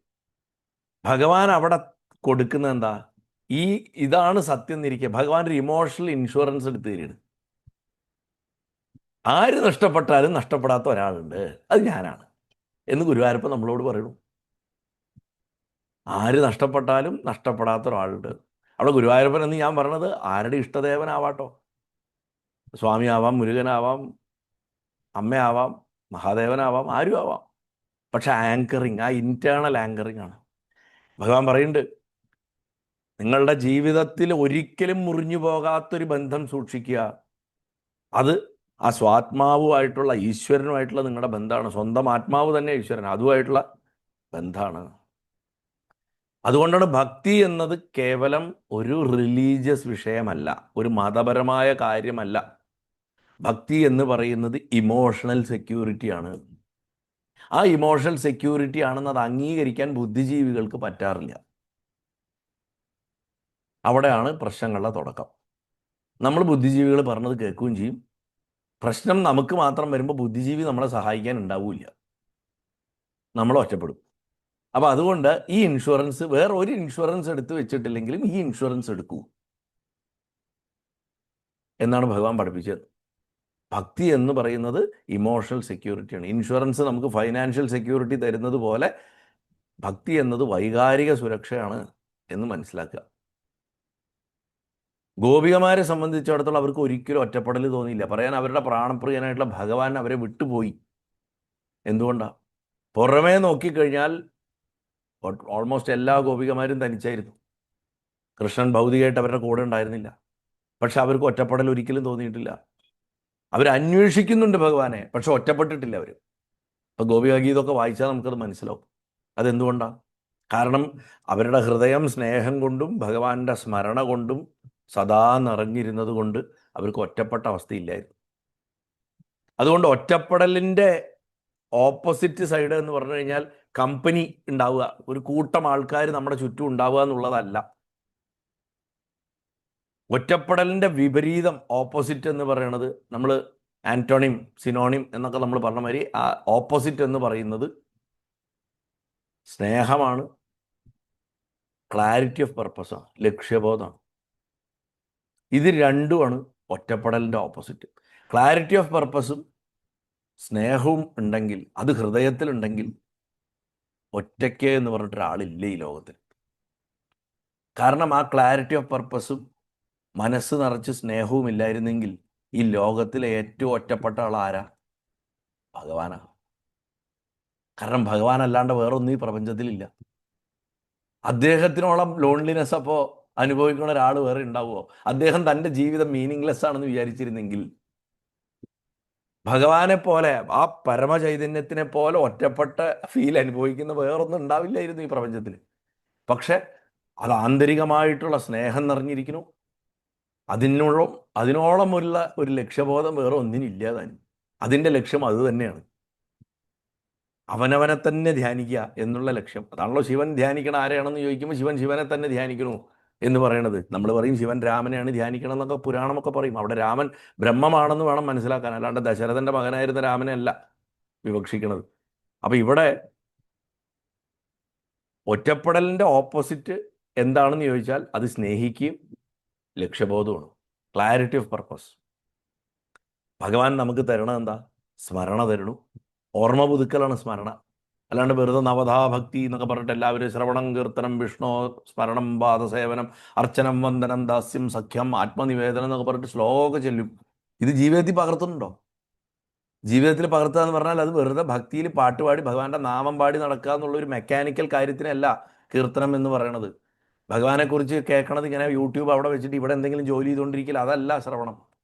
ഇതൊന്നുമല്ല ശ്രവണം, ഇതൊന്നുമല്ല കീർത്തനം. സ്മരണം എന്നുള്ളതിലാണ് ആദ്യം തുടങ്ങണം. ഭഗവാനെ ഓർക്കുക, ഓർമ്മ പുതുക്കുക. അത് നമ്മുടെ ജീവിതത്തിൻ്റെ നിത്യമായിട്ടുള്ള ഓരോ കാര്യത്തിലും കൊണ്ട് നമ്മൾ ഇളക്കി ചേർക്കുമ്പോൾ, ഒരു ചായ ഉണ്ടാക്കുമ്പോൾ ഇത് ഭഗവാന് വേണ്ടി ഉണ്ടാക്കണു, ഒരു ജോലി ചെയ്യുമ്പോൾ ഇത് ഭഗവാന് വേണ്ടി ചെയ്യണു, വീട് അടിച്ച് വൃത്തിയാക്കുക, ആ തൂത്ത് വരുന്ന സമയത്ത് ഞാൻ ഭഗവാന്റെ വീടാണ് തൂത്ത് വൃത്തിയാക്കണത്. ഇങ്ങനെ ചെയ്യുമ്പോഴൊക്കെ സ്മരണ വരണം. ഇതന്നെയാണ് നിരന്തര സ്മരണ. അതുകൊണ്ട് സ്മരണയിലാണ് ഇത് സ്റ്റാർട്ട് ചെയ്യുന്നത്. ഓർമ്മ ഓരോ നിമിഷവും പുതുക്കിക്കൊണ്ടേയിരിക്കുക ഭഗവാനെക്കുറിച്ച്. കീർത്തനം ഭഗവാനെക്കുറിച്ച് പറയുക, സേവനം ഭഗവാനെ സേവിക്കുക, ലീലാചിന്തനം ഭഗവാന്റെ ദിവ്യ കഥകൾ പറയുക. ഇതൊക്കെ ആവോളം ആ ഒറ്റപ്പെടലിൽ നിന്ന് നാളെ രക്ഷപ്പെടാൻ വേണ്ടി ഭഗവാൻ ഗോപികമാരുടെ കൂടെ ഇരുന്ന കാലത്ത് അവർക്ക് എന്താ പറയുക, മനസ്സ് നിറച്ച് കൊടുത്തിട്ടാണ് പോയത്. എന്തിനു ഇത്ര ലീലകളാടിയത്? എന്തിനാണ് ഇത്രയ്ക്ക് കഥകൾ ഉണ്ടായത്? ഓർക്കാനാ. ഒരു കഥ മാത്രമായിരുന്നെങ്കിൽ ആ കഥ മാത്രം ഓർത്ത് ബോറടിക്കും. മനുഷ്യൻ്റെ മനസ്സിന് വെറൈറ്റി വേണം. അപ്പോൾ ഒരു കഥ, അടുത്ത കഥ, അടുത്ത കഥ. അറ്റ്ലീസ്റ്റ് ഭഗവാനെ കളിയാക്കാനും കുറ്റം പറയാനും വേണ്ടിയിട്ടെങ്കിലും കഥകളുണ്ടല്ലോ. അപ്പോഴും ഭഗവാനല്ലേ ഓർക്കണം. അത്രേ ഭഗവാന്റെ ഉദ്ദേശമുള്ളൂ. അതിനു വേണ്ടിയിട്ട് ഇത്രയും ഇൻസിഡൻസ്. അതുകൊണ്ട് എന്തുണ്ടായി? അവരുടെ മനസ്സിനെ വൈകാരികമായിട്ട് വ്യാപൃതമാക്കിയിട്ട് നിർത്തി. ഇമോഷണലി അവർ ആക്റ്റീവായിരുന്നു, ശൂന്യമായില്ല. നമ്മളും ചെയ്യേണ്ടത് ഇതാണ്.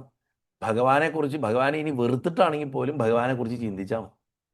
മനസ്സിനെ ഹാൻഡിൽ ചെയ്യുക, മനസ്സിനെ സദാ ഓക്യുപ്പൈ ചെയ്യുക. കുട്ടിക്ക് നമ്മൾ അവൻ്റെ ശ്രദ്ധ മാറാതിരിക്കാൻ ഭക്ഷണം കൊടുക്കുന്ന സമയത്ത് നമ്മൾ കയ്യിൽ കളിപ്പാട്ടം കൊടുത്തിട്ടോ ഫോണൊക്കെ കൊടുത്തിട്ടോ ഇരുത്തുന്ന പരിപാടിയില്ല. അതേപോലെ തന്നെ ഭഗവാന്റെ ലീലകളെ എടുത്തിട്ട് മനസ്സിൻ്റെ കയ്യിൽ കൊടുത്തിട്ട് മനസ്സിനെ അതിൽ വ്യാപൃതമാക്കിയിട്ട് ഇരുത്തുമ്പോൾ ഒറ്റപ്പെടൽ ഉണ്ടാവില്ല, ശൂന്യത ഉണ്ടാവില്ല.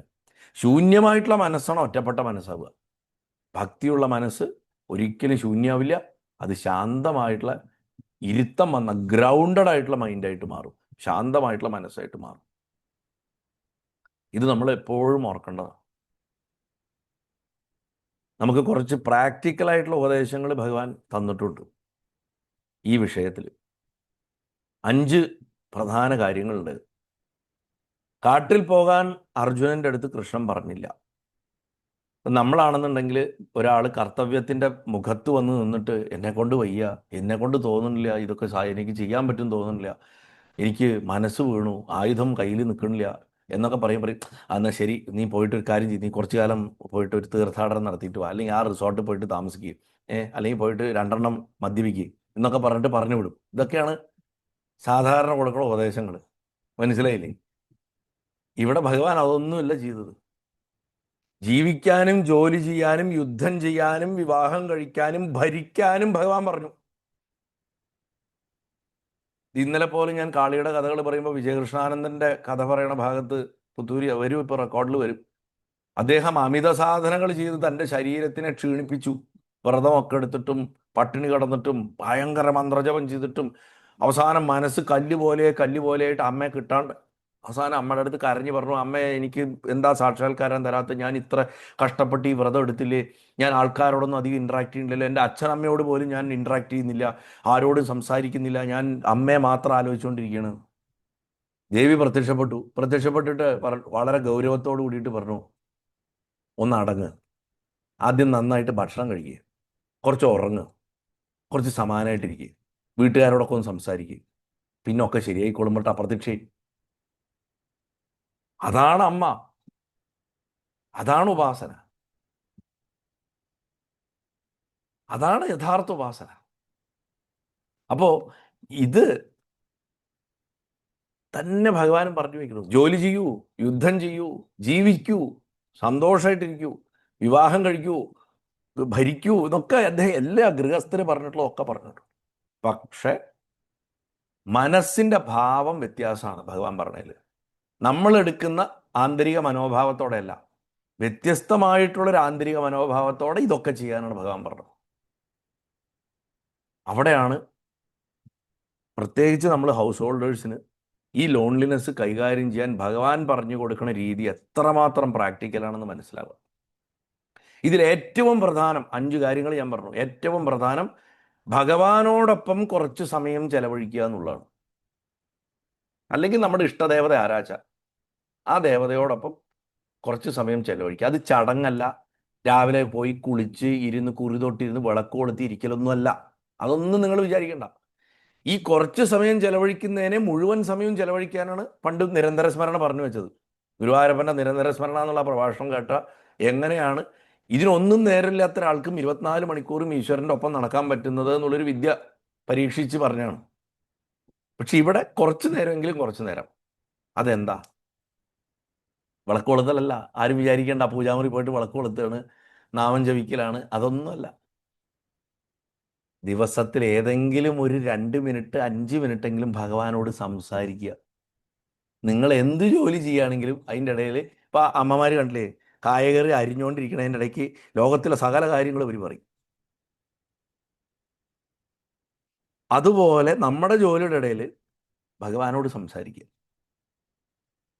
ചിലപ്പോൾ യുദ്ധം തുടങ്ങിയതിനെ കുറിച്ചായിരിക്കാം, യുദ്ധം ഉണ്ടാക്കിയവൻ തലയ്ക്ക് വെളിവില്ലാത്തവനാണെന്നായിരിക്കാം. ഇങ്ങനെയൊക്കെ എന്ത് വേണമെങ്കിലും സംസാരിക്കാം. ഭഗവാൻ സംസാരിക്കുക, അത്ര മാത്രമേ നോക്കണ്ടൂ, വേറെ ഒന്നും നോക്കേണ്ട ആവശ്യമില്ല. ഒരു സുഹൃത്തിനോടെന്ന പോലെ, അല്ലെങ്കിൽ അച്ഛനോടെന്ന പോലെ, സഹോദരനോടെന്ന പോലെ, കാമുകനോടെന്ന പോലെ, അല്ലെങ്കിൽ ഭർത്താവിനോടെന്ന പോലെ, അല്ലെങ്കിൽ മകനോടെന്ന പോലെ, എങ്ങനെയാ അങ്ങനെ. ഇനി അമ്മയാണെങ്കിൽ പെങ്ങളോടോ അനിയത്തിയോടോ ഭാര്യയോടോ എന്ത് ഭാവത്തിൽ സംസാരിച്ചാലും കുഴപ്പമില്ല എന്നാണ്. അങ്ങനെ സംസാരിക്കുക. പിന്നെ ചിട്ടയായിട്ടുള്ള രീതിയിൽ കൊണ്ടുവരുമ്പോൾ ജപം അത് വളരെ ആവശ്യമാണ്. ഭഗവാനുമായിട്ടുള്ള ഈ ചങ്ങാത്തം അനുഭവിക്കാൻ മനസ്സിന് എപ്പോഴും റിപ്പീറ്റേഷൻസ് ആവശ്യമാണ്. മനസ്സ് എപ്പോഴും റിപ്പീറ്റേഷൻസിലാണ് ബലം കണ്ടെത്തുക. ഒരേ ഐഡിയ റിപ്പീറ്റ് ചെയ്യുമ്പോൾ മനസ്സതിൽ ഉറച്ചു വരുമ്പോൾ മനസ്സിന് ബലം കൂടും. അത് ഭഗവാന്റെ ആവുമ്പോഴാണ് അതിന് ഏറ്റവും ശക്തി. നമ്മൾ പോലും അറിയാണ്ട ലോൺലിനെസ്സിനെ നാമജപം മാറ്റും. സദാ ഭഗവത് നാമം നമ്മുടെ ഒപ്പമുണ്ട്. ഹനുമാൻ സ്വാമിയുടെ ജീവിതം നോക്കൂ. ഭഗവാൻ എന്നും ഒറ്റയ്ക്കായിരുന്നു. വ്യക്തിപരമായിട്ട് നോക്കിക്കഴിഞ്ഞാൽ ഹനുമാൻ സ്വാമിക്ക് ആരാണ്? ഭഗവാന് 3 സഹോദരങ്ങൾ കൂടെ ഉണ്ടായിരുന്നു. അഞ്ജനാദേവി ഭഗവാനെ മാത്രമൊന്നുമല്ല പ്രസവിച്ച്. ആ 3 പേരെ കുറിച്ചിട്ടും പുരാണങ്ങളൊന്നും പറയുന്നില്ല അധികം. അവരും വാനരന്മാരായിരുന്നു, മഹാബലവാന്മാരായിരുന്നു. വളരെ റയർ ടെക്സ്റ്റുകളിൽ അവരെ കുറിച്ച് പറയുന്നുള്ളൂ. പക്ഷെ അവരാരും ഭഗവാന്റെ കൂടെ ഉണ്ടായിരുന്നില്ല. അമ്മയും മരിച്ചുപോയി, അച്ഛനും പോയി. അനാഥനായിട്ടാണ് വളർന്ന്, ആരുടെയോ ആശ്രിതനായിട്ട് ജീവിച്ചു. ഭഗവാൻ വരുന്നതോട് കൂടിയിട്ടാണ് അദ്ദേഹത്തിന്റെ ഒറ്റപ്പെടൽ പോണതും ജീവിതത്തിൽ പർപ്പസ് വരുന്നതും. ഭഗവാൻ തന്റെ ശരീരം ഉപേക്ഷിച്ചിട്ട് ഈ ലോകത്ത് പോയപ്പോൾ ആരായിരിക്കും ഏറ്റവും കൂടുതൽ ഒറ്റപ്പെട്ടതായിട്ട് അനുഭവിച്ചിട്ടുണ്ടാവുക? ഹനുമാൻ സ്വാമി ആയിരിക്കും. വേറെ ആർക്കുമല്ല ശ്രീരാമൻ ഈ ഭൂമിയിൽ നിന്ന് പോയതിൽ ഒറ്റപ്പെടൽ അനുഭവിച്ചിട്ടുണ്ടാവുക. അതുകൊണ്ടാണല്ലോ ഹനുമാനെ അവിടുന്ന് മാറ്റിയതിന് ശേഷമാണ് ഒരു തന്ത്രപൂർവം ഒരു പ്രയോഗം, ഒരു കള്ളക്കളി കളിച്ചിട്ട് മാറ്റി തൻ്റെ മോതിരത്തിനെ പാതാളത്തിലേക്ക് ഇട്ട് ഹനുമാനെ അത് തിരയാൻ പറഞ്ഞയച്ചിട്ടാണ് ശ്രീരാമൻ സരയൂരിൽ പോണത്. ഹനുമാൻ ഇരുന്നാൽ രാമനെ വിടില്ല. അപ്പൊ രാമൻ പോയതിന്റെ ഒറ്റപ്പെടൽ ഏറ്റവും ആദ്യം അനുഭവിച്ചിട്ടുണ്ടാവുക ഹനുമാൻ സ്വാമിയാണ്. ആ ഒറ്റപ്പെടലിനെ ഭഗവാൻ എങ്ങനെയാ ഇന്നും അതിജീവിക്കണത്? ഇന്നും ശരീരം പോയിട്ടില്ല. ഇന്നും അഞ്ജനാദേവി പ്രസവിച്ച അതേ ശരീരമാണ് ഭഗവാൻ. നമ്മളെ പോലെ തന്നെ ഒരു ആയുധം കൊണ്ട് വെട്ടിക്കഴിഞ്ഞാൽ അദ്ദേഹത്തിന് വേദനിക്കും, മുറിയൊക്കെ ചെയ്യാൻ സാധ്യതയുണ്ട്. വജ്രംഗ ബലിയാണ് ശരീരം, അങ്ങനെ എങ്ങനെയൊന്നും മുറിയില്ല. എന്നാലും ആ ശരീരം ഇപ്പോഴും ഉണ്ട്, ആ മനസ്സും ഇപ്പോഴും ഉണ്ട്. അദ്ദേഹം ഒരു അദൃശ്യ ശക്തിയായിട്ടില്ല. അങ്ങനെയുള്ള ഒരാൾ എങ്ങനെ ഒറ്റപ്പെടലിനെ അതിജീവിക്കുന്നത്? നാമത്തിൽ കൂടെയാ. രാമനാമം, രാമനാമം, രാമനാമം, രാമനാമം, വേറെ ഒന്നുമില്ല. ആ നാമജപത്തിൽ കൂടെ അദ്ദേഹം അതിനെ മറികടന്നിരിക്കുന്നു. എത്രയോ യുഗങ്ങളായിട്ട് അദ്ദേഹം അത് ജപിച്ചുകൊണ്ടേയിരിക്കുന്നു, അല്ലേ? ഇനി 3ാമത്തെ വിദ്യ ഭഗവാൻ പറയുക, നിങ്ങൾ മറ്റൊരാൾക്ക് ഉപകരിക്കപ്പെടുമ്പോൾ ഒറ്റപ്പെടൽ കുറയും. Be useful to somebody. സേവ അതിൻ്റെ എല്ലാവിധ ഡിഗ്നിറ്റിയോടും ഗ്രേറ്റ്നെസ്സോടും കൂടിയിട്ടാണ് പറഞ്ഞത്. പർപ്പസ്ഫുൾ ആവുക, എന്തെങ്കിലും ചെയ്യുക. ഇങ്ങോട്ട് തിരിച്ചൊന്നും തരാൻ പറ്റാത്ത ഒരാൾക്ക് വേണ്ടിയിട്ട് എന്തെങ്കിലും ചെയ്തു കൊടുക്കുക. അതിലാണ് ഗ്രേറ്റ്നെസ്. നമ്മുടെ ചുറ്റുമുള്ള നമ്മുടെ കടമകളുടെ വലയമല്ലാതെ നാളെ ഒരു ഉപകാരമേ ചെയ്യാൻ സാധ്യതയില്ലാത്ത ഒരാൾക്ക് വേണ്ടിയിട്ട് അത് ചെയ്തു കൊടുക്കുക. നമുക്ക് പോലും സങ്കല്പിക്കാൻ പറ്റാത്ത തലത്തിൽ അത് തിരിച്ചു വരും. എനിക്ക് അനവധി അനുഭവങ്ങളുണ്ട്. കാരണം ഞാൻ വരുന്ന ഇൻഡസ്ട്രി അത്രയും ഈഗോയിൻ്റെ മുകളിലും സ്ഥാനമാനങ്ങളുടെ മുകളിലും കണക്ഷൻസിൻ്റെ മുകളിലും ബിൽഡായിട്ടുള്ളൊരു ഇൻഡസ്ട്രിയാണ് സിനിമ. ഞാനതിൻ്റെ തിക്കിൽ വർക്ക് ചെയ്യുന്ന കാലത്ത് ഏറ്റവും അതിൻ്റെ എന്താ പറയുക, ഡെൻസായിട്ടുള്ള ഒരു കാലഘട്ടമായിട്ട് ഒരു മാസം പരസ്യങ്ങളാണെങ്കിൽ അല്ലെങ്കിൽ മറ്റ് സ്പെഷ്യൽ ഇഫക്റ്റുകളും മറ്റ് സംഭവങ്ങളും ഒക്കെ ചെയ്യുന്ന കാലത്ത് നിന്നു തിരിയാൻ നേരമില്ലാതെ രാത്രിയും പകലും ഷൂട്ട് നടക്കുന്ന കാലത്ത് ഒരു എക്സാമ്പിൾ ഞാൻ പറയണത്, ഞാൻ പോലും ഞെട്ടിപ്പോയിട്ടുള്ളൊരു അനുഭവമാണ് എൻ്റെ. ഒരു രാത്രി AVM ഒരു പർട്ടിക്കുലർ ഫ്ലോറിൽ ഭാരതത്തിലെ തന്നെ ഏറ്റവും വലിയ ടെക്സ്റ്റൈൽ ബ്രാൻഡുകൾ ഒന്നിൻ്റെ ഷൂട്ട് നടക്കണു. ഫ്ലോർ മുഴുവൻ ആർട്ടിസ്റ്റുകൾ, അത് തമിഴ് സിനിമയിലത്തെ പ്രധാനപ്പെട്ട പല ആർട്ടിസ്റ്റുകളും പങ്കെടുത്ത ഒരു ആഡ് ഷൂട്ട്. മലയാളത്തിലെ തന്നെ വലിയൊരു സംവിധായകൻ, അദ്ദേഹത്തിൻ്റെ എഡിറ്റ് അപ്പുറത്ത് നടക്കേണ്ട, അദ്ദേഹം രാത്രി ആ ബ്രേക്കിൻ്റെ ഇടയിൽ മൈൻഡ് ഒന്ന് ഫ്രഷ് ആവാൻ വേണ്ടി നമ്മുടെ സെറ്റിൽ വന്നിരിക്കും. തൊട്ടപ്പുറത്ത് തമിഴിലെ തന്നെ ഒരുപക്ഷെ ലോകത്തിലെ തന്നെ ഏറ്റവും വലിയ സ്റ്റാറുകളിൽ ഒരാളുടെ പടത്തിൻ്റെ ഷൂട്ട് അപ്പുറത്തൊരു ഫ്ലോറിൽ നടക്കണം. ചുരുക്കി പറഞ്ഞാൽ സജീവമായിട്ടുള്ള സ്റ്റുഡിയോ ഫ്ലോറുകൾ നിറഞ്ഞു നിൽക്കണ ഒരു കാലം. ഞാൻ രാത്രി ഒരു ഘട്ടം എത്തിയപ്പോൾ ഒരു ബ്രേക്ക് എടുത്തിട്ട് ഒന്ന് ടോയ്ലറ്റിൽ പോയിട്ട് വരാം എന്ന് പറഞ്ഞിട്ട് ഞാൻ ആ ഫ്ലോറിൽ നിന്ന് ഇറങ്ങിയിട്ട് ഇങ്ങനെ നടന്നു പോകണം. കുറച്ച് അപ്പുറത്താണ്, വേറൊരു ഫ്ലോറിൻ്റെ പുറകിലാണ് ഈ ടോയ്ലറ്റുള്ളത്. ഞാൻ ആ നടക്കുമ്പോൾ ഏകദേശം രാത്രി ഒരു 1:30-2 മണിയായിട്ടുണ്ട്. ശിവാജി ഗണേശൻ ആദ്യമായിട്ട് അഭിനയിച്ച പരാശക്തി എന്ന് പറയുന്ന സിനിമയുടെ അദ്ദേഹം ഒരു സാക്ഷിക്കൂട്ടിൻ്റെ ഉള്ളിൽ നിന്നിട്ട് വെട്രി വെട്രി വെട്രി എന്ന് പറഞ്ഞിട്ടുള്ള 3 ഡയലോഗ് പറഞ്ഞിട്ടാണ് ജീവിതത്തിൽ ആദ്യമായിട്ട് ക്യാമറയുടെ മുന്നിൽ വന്നത്. ആ സെറ്റ് നിന്ന സാക്ഷിക്കൂട് നിന്ന സ്ഥലത്ത് ഒരു ഫലകം വെച്ചിട്ട്, ഇന്ന് അവിടെ ഒരു ഗാർഡനാണ്, പണ്ടവിടെ ഫ്ലോറായിരുന്നു. ആ ഭാഗത്തൊരു ഫലകം വെച്ചിട്ട് മാർക്ക് ചെയ്തിട്ടുണ്ട്, ഇവിടെയാണ് ശിവാജി ഗണേശൻ ആദ്യമായിട്ട് ക്യാമറ അഭിമുഖീകരിച്ചതെന്ന് പറഞ്ഞിട്ടുണ്ട്. ഏകദേശം അതിൻ്റെ അടുത്തേക്ക് അവിടെ അത്ര വെളിച്ചമില്ല ആ ഭാഗത്ത്. അതിൽ കൂടെ ഞാൻ കടന്നു പോകുമ്പോൾ ഒരാൾ അവിടെ ഇരുന്നിട്ട് സോബ് ചെയ്യുന്നു, കരയണു. തല ഇങ്ങനെ കൈ ഇങ്ങനെ വെച്ചിട്ട് തല ഇങ്ങനെ രണ്ട് കൈയും ഇങ്ങനെ വെച്ചിട്ട് കരയണം. ഒരു ചെറുപ്പക്കാരനാണ്. സെറ്റുകളുടെ അവിടെയും സിനിമകളുടെ ഭാഗത്തും കോടമ്പാക്കത്തും സാലഗ്രാമത്തിലൊക്കെ ഇങ്ങനത്തെ പല രംഗങ്ങളും കാണും. ഇതൊക്കെ കണ്ട് ശീലമുള്ളതുകൊണ്ട് അയ്യോ എന്തിനാ കരയണമെന്നൊന്നും ചോദിക്കാൻ പോയില്ല. ഞാൻ എൻ്റെ പാട്ടിന് പോയി. കാരണം സിനിമ എന്ന് പറഞ്ഞ ഇച്ഛാഭംഗത്തിൻ്റെ ലോകമാണ്. അതുകൊണ്ട് കടന്നുപോയി. ഞാൻ തിരിച്ചു വരുമ്പോഴും ഇതേ ആളവിടെ ഇരിപ്പുണ്ട്. ആ ഇരിക്കും. അപ്പോഴാണ് അവൻ എന്നെ ശ്രദ്ധിച്ചത്. അവൻ എന്നെ ശ്രദ്ധിച്ചുകൊണ്ട് കണ്ണൊക്കെ തുടച്ചിട്ട് എണീച്ചിട്ട് ആ തമിഴ്നാട്ടുകാരുടെ ഒരു ഭവ്യത കാണിക്കുന്നുണ്ട്. ഒരു തമിഴ് ആർട്ടിസ്റ്റാണെന്ന് എനിക്ക് മനസ്സിലായി. എണീച്ച് നിന്നിട്ട് കണ്ണൊക്കെ തുടച്ച് സാർ എന്ന് പറഞ്ഞിട്ട് ഇങ്ങനെ നിന്നു. അപ്പോൾ ഞാൻ ചോദിച്ചു എங்கே ഉட்காந்துட்டு ചോദിച്ചു. ഒന്നുമില്ല സാർ, ഒന്നുമില്ല. അപ്പോൾ ഞാൻ ചോദിച്ചു ഏത് സെറ്റിലത്തെ ചോദിച്ചു. സാർ നിങ്ങളുടെ സെറ്റിൽ തന്നെയാണെന്നോ? എൻ്റെ സെറ്റിലേ ചോദിച്ചു. അപ്പോൾ പറഞ്ഞു അതെ സാർ ഞാൻ വന്നതാണ്. പിന്നെന്താ സെറ്റിൻ്റെ അകത്തിരിക്കാണ്ട് ഇവിടെ വന്നിരിക്കണം, എന്തിനാ കരയണമെന്ന് ചോദിച്ചു. എൻ്റെ സെറ്റിൽ നിന്ന് ഒരാളാവുമ്പോൾ അയാൾ കരയണത് എന്താണെന്ന് അന്വേഷിക്കേണ്ട ഒരു ചുമതല എനിക്കുണ്ട്. അപ്പോൾ എന്നോട് പറഞ്ഞു എന്നെ സെലക്ട് ചെയ്താണ് സാർ, പക്ഷേ ഇവിടെ വന്നപ്പോൾ എനിക്ക് റോളില്ല എന്ന് പറഞ്ഞു. അപ്പോൾ ഞാൻ പറഞ്ഞു ആരാ പറഞ്ഞത്? ആഡ് ഏജൻസിയുടെ ഹെഡാ പറഞ്ഞു. ഞാൻ പറഞ്ഞു അയാൾ അങ്ങനെ പറയാൻ വഴിയില്ലല്ലോ, ഡയറക്ടർ ഞാനാണല്ലോ, ഞാനല്ലേ പറയേണ്ടത് നിങ്ങൾക്ക് റോള് വേണോ വേണ്ടോ എന്ന്. എന്താ പറഞ്ഞതെന്ന് ചോദിച്ചു. അല്ലേ സാർ എൻ്റെ മൂഞ്ചി ശരിയല്ലേ പറഞ്ഞു, എൻ്റെ മുഖം കൊള്ളില്ല എന്ന് പറഞ്ഞു. അപ്പോൾ ഞാൻ പറഞ്ഞു എന്നാൽ നമുക്കൊരു തീരുമാനം ഉണ്ടാക്കാൻ വരൂ എന്ന് പറഞ്ഞു വിളിച്ചുകൊണ്ട് പോയി. എന്നിട്ട് അയാളെ വിളിച്ചിട്ട് ഞാൻ ചോദിച്ചു ഞാൻ കണ്ടിട്ടുള്ള ഫോട്ടോസല്ലേ ഇപ്പോൾ വിളിച്ചു വരുത്തിയിട്ടുള്ള എക്സ്ട്രാ ആർട്ടിസ്റ്റുകളാണ്, നീ വാട്സപ്പും ഇതൊന്നും ഇല്ലല്ലോ, ഒക്കെ പ്രിന്റിൽ തന്നെ കാണണം. അതെ സാർ എല്ലാം കാണിച്ചിട്ടാണ് എടുത്തത്. അപ്പോൾ ഇയാളെ ചോദിച്ചു. അല്ല ഇയാളും ഉണ്ടായിരുന്നു സാർ, പക്ഷേ ഇയാൾക്ക് ലുക്ക് ശരിയല്ല എന്ന് പറഞ്ഞു. അപ്പോൾ ഞാൻ ചോദിച്ചു അത് നിങ്ങളാണോ തീരുമാനിക്കുന്നത് ഞാനാണോ തീരുമാനിക്കുന്നത്? അന്നൊക്കെ എൻ്റെ സ്വഭാവം എന്ന് പറഞ്ഞാൽ മഹാമോശമാണ്, പെട്ടെന്ന് ദേഷ്യം വരിക. അപ്പം അയാൾ പിന്നെ അയാൾക്കൊന്നും തിരിച്ചു പറയാൻ പറ്റില്ല. ഞാൻ പറഞ്ഞു നീ പോയിട്ട് മേക്കപ്പ് വരും. അവൻ ചെറിയൊരു റോളാണ് ചെയ്യുന്നത്, അങ്ങനെ കാര്യമായിട്ട് സംഭവമൊന്നുമില്ല, അഡീഷണൽ ആർട്ടിസ്റ്റാണ്. അത് കഴിഞ്ഞ് പോകുന്ന സമയത്ത് ജൂനിയർ ആർട്ടിസ്റ്റുകൾക്ക് മുഴുവൻ പൈസ കൊടുത്തിട്ട് ഈ ബില്ലൊക്കെ കൊടുക്കണം. ആ പ്രൊഡക്ഷൻ്റെ ആളെ വിളിച്ചിട്ട് ഞാൻ പറഞ്ഞു ആ ചക്കിന് ഒരു 1000 റുപ്യ അധികം കൊടുക്കണം പറഞ്ഞു. അങ്ങനെ ആ പൈസയും മേടിച്ച് പോകുമ്പോൾ ഇവൻ വന്ന് എൻ്റെ അടുത്ത് വളരെ താങ്ക്സ് ഒക്കെ പറഞ്ഞിട്ട് പോയി. ഒരു 3 ആഴ്ച കഴിഞ്ഞ് ആഡൊക്കെ റിലീസായി, ടി വിയിലൊക്കെ വരാൻ തുടങ്ങി. ഇരിക്കുമ്പോൾ ഒരു ദിവസം പിന്നെ എന്നെ ഫോൺ വിളിച്ചു. എൻ്റെ നമ്പർ ആരൊന്ന് വിളിച്ചിട്ട് ഒരു സാറൊന്ന് വന്ന് കണ്ടോട്ടെ ചോദിച്ചു. ഞാൻ പറഞ്ഞു ഞാൻ അങ്ങനെ ആരും കാണണ പതിവൊന്നുമില്ല, എന്താ സംഭവം എന്താണെന്ന് ചോദിച്ചു. അല്ല സാർ എനിക്കൊന്ന് നേരിട്ട് വന്ന് കാണാനാണ്, ഒരു കാര്യമുണ്ട്. ശരി വന്നപ്പോൾ എന്നോട് പറഞ്ഞു സാറ് എൻ്റെ അച്ഛൻ, ഞാൻ പെരുങ്കുടിയിൽ നിന്നാണ് വരണത്, എൻ്റെ അച്ഛൻ ആശുപത്രിയിലായിരുന്നു, എനിക്ക് കിട്ടണ ഓരോ ഉറുപ്പിയും വളരെ പ്രധാനമായിരുന്നു. ഞാൻ ആകെ വിജയ് ടി വിയിൽ ഒരു ചെറിയ ഷോ ആണ് ചെയ്തുകൊണ്ടിരിക്കുന്നത്, അതുകൊണ്ട് എനിക്ക് ആ റോള് തന്നത് വലിയ ഉപകാരമായി.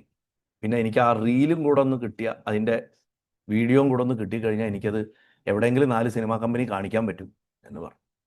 അങ്ങനെ ഞാൻ പറഞ്ഞു ആ ഒരു കാര്യം ചെയ്തോ, അടുത്ത ഒരാഴ്ച കഴിഞ്ഞ് വന്നോ, അപ്പോഴേക്കും ഇവിടെ അതിൻ്റെ അന്നൊക്കെ CD ആണ്, അത് റെഡിയാക്കി തരാമെന്ന് പറഞ്ഞു.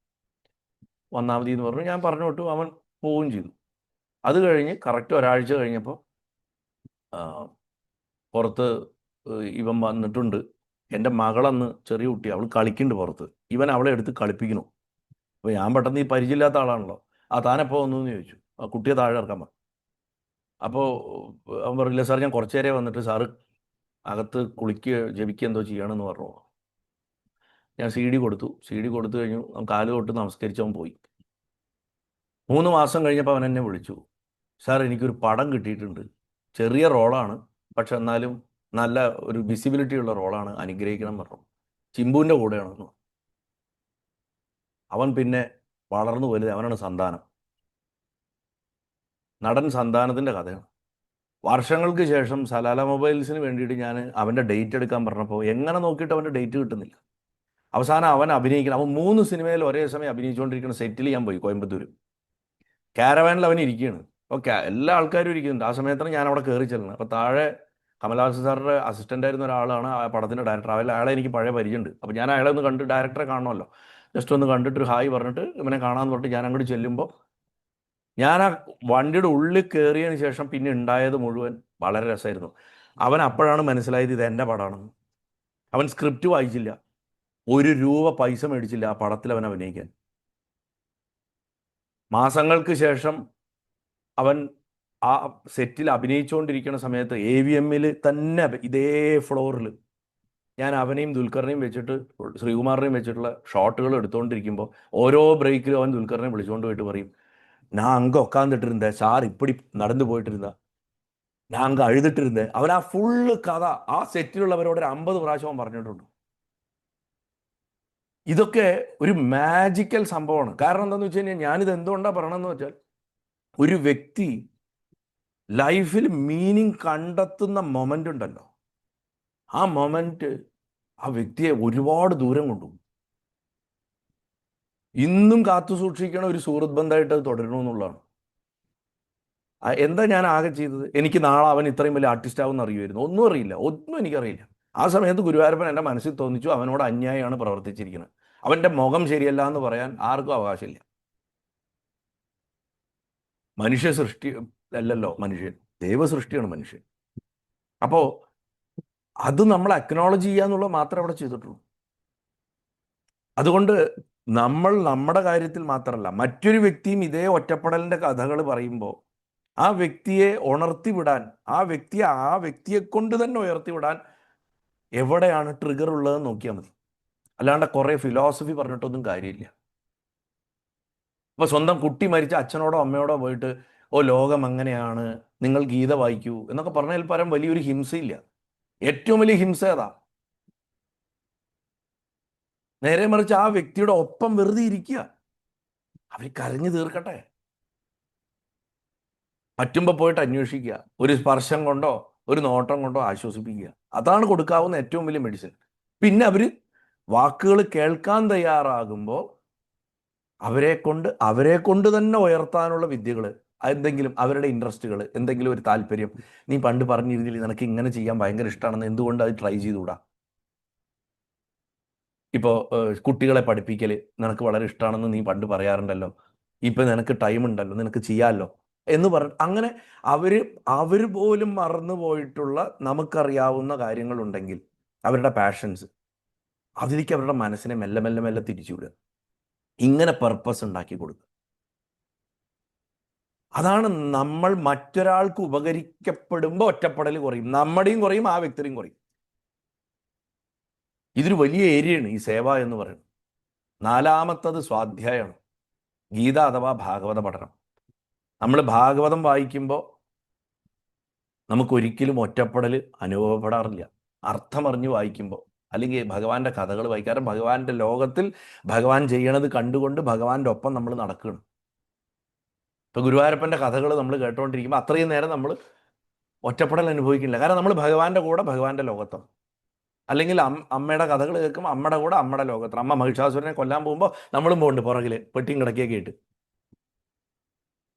അമ്മ സിംഹത്തിൻ്റെ പുറത്ത് വലിയ സൈന്യമായിട്ടൊക്കെ ഇങ്ങനെ എഴുന്നള്ളുമ്പോൾ നമ്മൾ ആ ബാറ്റിൽ ഫീൽഡിൽ എവിടെ വന്നിട്ട് ഇതിങ്ങനെ കണ്ടുകൊണ്ടിരിക്കുന്നുണ്ട് അല്ലേ? നമ്മൾ സദാ കൂടെയുണ്ട്. കൈലാസത്തിൽ ഭഗവാനെ നമ്മൾ ഭഗവാന്റെ കഥകൾ കേൾക്കുമ്പോൾ നമ്മളും ആ ഭൂതഗണങ്ങളുടെ ഇടയിൽ എവിടെയോ നിൽക്കുന്നുണ്ട് നമ്മളും. സോ നമ്മൾ ഒറ്റപ്പെടൽ അനുഭവിക്കുന്നില്ല. 5-മത്തെ പ്രധാനപ്പെട്ട കാര്യം, ധർമ്മത്തിൽ അധിഷ്ഠിതമായിട്ടുള്ളൊരു ജീവിത ലക്ഷ്യം ഉണ്ടാവും. ശമ്പളം, ഭക്ഷണം, കുടുംബകാര്യങ്ങൾ തുടങ്ങിയവയ്ക്ക് വേണ്ടി മാത്രം ജീവിക്കുന്നവർക്ക് ഓട്ടോമാറ്റിക്കലി 40-45 വയസ്സിന് ശേഷം എഴുതി ഒപ്പിട്ട് തരാൻ ശൂന്യത അനുഭവിക്കും. ശൂന്യത അനുഭവിച്ചിരിക്കും. പക്ഷെ ധർമ്മത്തിന് വേണ്ടിയിട്ട് ജീവിക്കുന്നവർക്ക് ഒരിക്കലും ഒറ്റപ്പെടൽ അനുഭവപ്പെടില്ല. ധർമ്മം എന്ന് പറഞ്ഞു കഴിഞ്ഞാൽ കടമകളടക്കം ധർമ്മമാണ്, കുടുംബത്തോടുള്ള കടമകളടക്കം ധർമ്മമാണ്. പക്ഷെ അത് വെറും വയറ് നിറയ്ക്കാനും സാറ്റിസ്ഫാക്ഷനും അച്ചീവ്മെൻറ്റും എന്ന് പറഞ്ഞിട്ടുള്ള കണക്കിൽ നോക്കിക്കൊണ്ടിരുന്നാൽ ആ ശൂന്യത ഓട്ടോമാറ്റിക്കലി വരും. അംബീഷ്യസ് ആവാം ധർമാധിഷ്ഠിതമായിട്ട്. ഇങ്ങനെ 5 കാര്യങ്ങൾ മറക്കാണ്ടിരുന്നാൽ മതി. ഒരിക്കൽ കൂടെ ആവർത്തിക്കാം, ഭഗവാനോട് സംസാരിക്കുക, ദിവസവും ഭഗവാന്റെ ഒപ്പം കുറച്ച് സമയമെങ്കിലും ചെലവഴിക്കുക. എന്തെങ്കിലും ഒരു ചെറിയ ജപം, ഞാൻ എപ്പോഴും പറഞ്ഞിട്ട്, ഒരു 3 ഉരുവെങ്കിലും ചെല്ലാനുള്ള സമയമില്ലേ നമുക്ക്? 3 ഉരു അത്രേ പറയുള്ളൂ. 108 ഉരുവും 1008 ഉരുവൊന്നും ജപിക്കണമെന്ന് ഞാൻ പറയണില്ല. ശ്രദ്ധയോടെ 3 പ്രാവശ്യം, 7 പ്രാവശ്യം, അല്ലെങ്കിൽ ഒരു 11 പ്രാവശ്യം, അല്ലെങ്കിൽ ഒരു 21 പ്രാവശ്യം, അല്ലെങ്കിൽ ഒരു 54 പ്രാവശ്യം, അതിനും വേണ്ട ഇടയിൽ പറയാം 36 പ്രാവശ്യം. ഒരു 54 പ്രാവശ്യം, ഒരു 108, ഒരു 224, ഒരു 336, അല്ലേ, ഒരു 558, ഒരു 1008, അങ്ങനെ കൂട്ടാം, സൗകര്യമാതിരി കൂട്ടാം. ഓരോരുത്തരും അവരവരുടെ. ഒരു ദിവസം ഒരുപോലെ ചൊല്ലിയിട്ട് ഒരു 3 ചൊല്ലിയിട്ട് പിറ്റേ ദിവസം 11 ചൊല്ലരുത്. ഒരു ദിവസം 1000 ചൊല്ലിയിട്ട് പിറ്റേ ദിവസം 3 ചൊല്ലരുത്. എന്തിലെങ്കിലും ഒന്നിൽ പിടിക്കുക, അതിൽ ഉറച്ചു നിൽക്കുക. ഒരു നിശ്ചിത സമയം, ഒരു നിശ്ചിത സ്ഥലം. നിങ്ങൾ അടുക്കളയിലാണോ, അടുക്കളയിൽ ആ ഒരു പോയിന്റിൽ ഗ്യാസ് അടുപ്പിൻ്റെ അല്ലെങ്കിൽ അവൻ്റെ ഈ സ്ഥലത്ത് നിന്നിട്ടാണെങ്കിൽ ആ സ്ഥലം തന്നെ മാറരുത്. ഓഫീസിലാണെങ്കിൽ കസേര ഒരു പർട്ടിക്കുലർ ആംഗിളിൽ വെച്ചിട്ടാണെങ്കിൽ ആ ആംഗിളിൽ വെച്ചിട്ട്. അതാണ് ഡിസിപ്ലിൻ. അത് ചെല്ലുക കഴിഞ്ഞല്ലോ, അന്നത്തെ ജപം പൂർത്തിയായി, സന്തോഷമായി. ആ ജപം ഭഗവാന് സമർപ്പിക്കുക, മുന്നോട്ട് പോവുക, സേവനം ചെയ്യുക, മറ്റൊരാൾക്ക് ഉപകരിക്കപ്പെടാൻ എന്തെങ്കിലും ചെയ്യുക, സ്വാധ്യായം ചെയ്യുക, എന്തെങ്കിലും ഒരു വരി പഠിക്കുക ഭഗവാനെക്കുറിച്ച് ദിവസവും. ഇന്നിപ്പോൾ മൊബൈൽ ഉള്ളതുകൊണ്ട് ഒന്നും ബുദ്ധിമുട്ടല്ല, പുസ്തകം കയ്യിൽ കൊണ്ടു നടക്കണ്ട. പിന്നെ ധർമാധിഷ്ഠിതമായിട്ടൊരു ജീവിത ലക്ഷ്യം ഉണ്ടാവുക. കൃഷ്ണൻ അർജുനന് കൊടുത്തത് ആകെ ഒന്നാണ്, ലക്ഷ്യബോധ കൊടുത്തത്. വേറൊന്നും കൊടുത്തിട്ടില്ല. നമ്മൾ കരുതണ മാതിരി വിശ്വരൂപം കാണിച്ചു കൊടുത്ത് സ്പെഷ്യൽ പവറൊന്നും കൊടുത്തിട്ടില്ല. ഈ വിശ്വരൂപം കാണിച്ചു കൊടുത്തിട്ട് കണ്ട ആൾ തന്നെ സ്വന്തം മകൻ മരിച്ചപ്പോൾ വീണ്ടും തലതല്ലി കരയുണ്ട്. അഭിമന്യു മരിക്കണത് ഏതാനും ദിവസങ്ങളുടെ ഉള്ളിലാണ്. അപ്പൊ വിശ്വരൂപം കണ്ട ഇഫക്റ്റ് ഒന്നും അർജുനനിലില്ല. അതൊന്നും പ്രതീക്ഷിക്കുകയും വേണ്ട. ഭഗവാൻ വന്ന് മുന്നിൽ നിന്നാൽ പോലും ദുഃഖം വന്നാൽ മനുഷ്യൻ കരയും. ഒരു സംശയവും വേണ്ട, അതിൽ ഒരു അഭിനയവും വേണ്ട. B original. കരയാൻ തോന്നുമ്പോൾ കരഞ്ഞേക്കണം, ചിരിക്കാൻ തോന്നുമ്പോൾ ചിരിച്ചേക്കണം. ഭഗവാൻ തരുന്നത് ലക്ഷ്യബോധം മാത്രമാണ്. ഉദ്ധരേത് ആത്മനാത്മാനം എന്ന് പറയുമ്പോൾ അത് തിയറിയാണ്. അതിൻ്റെ പ്രാക്ടിക്കൽ എന്താ? ലക്ഷ്യബോധം കൊടുക്കല.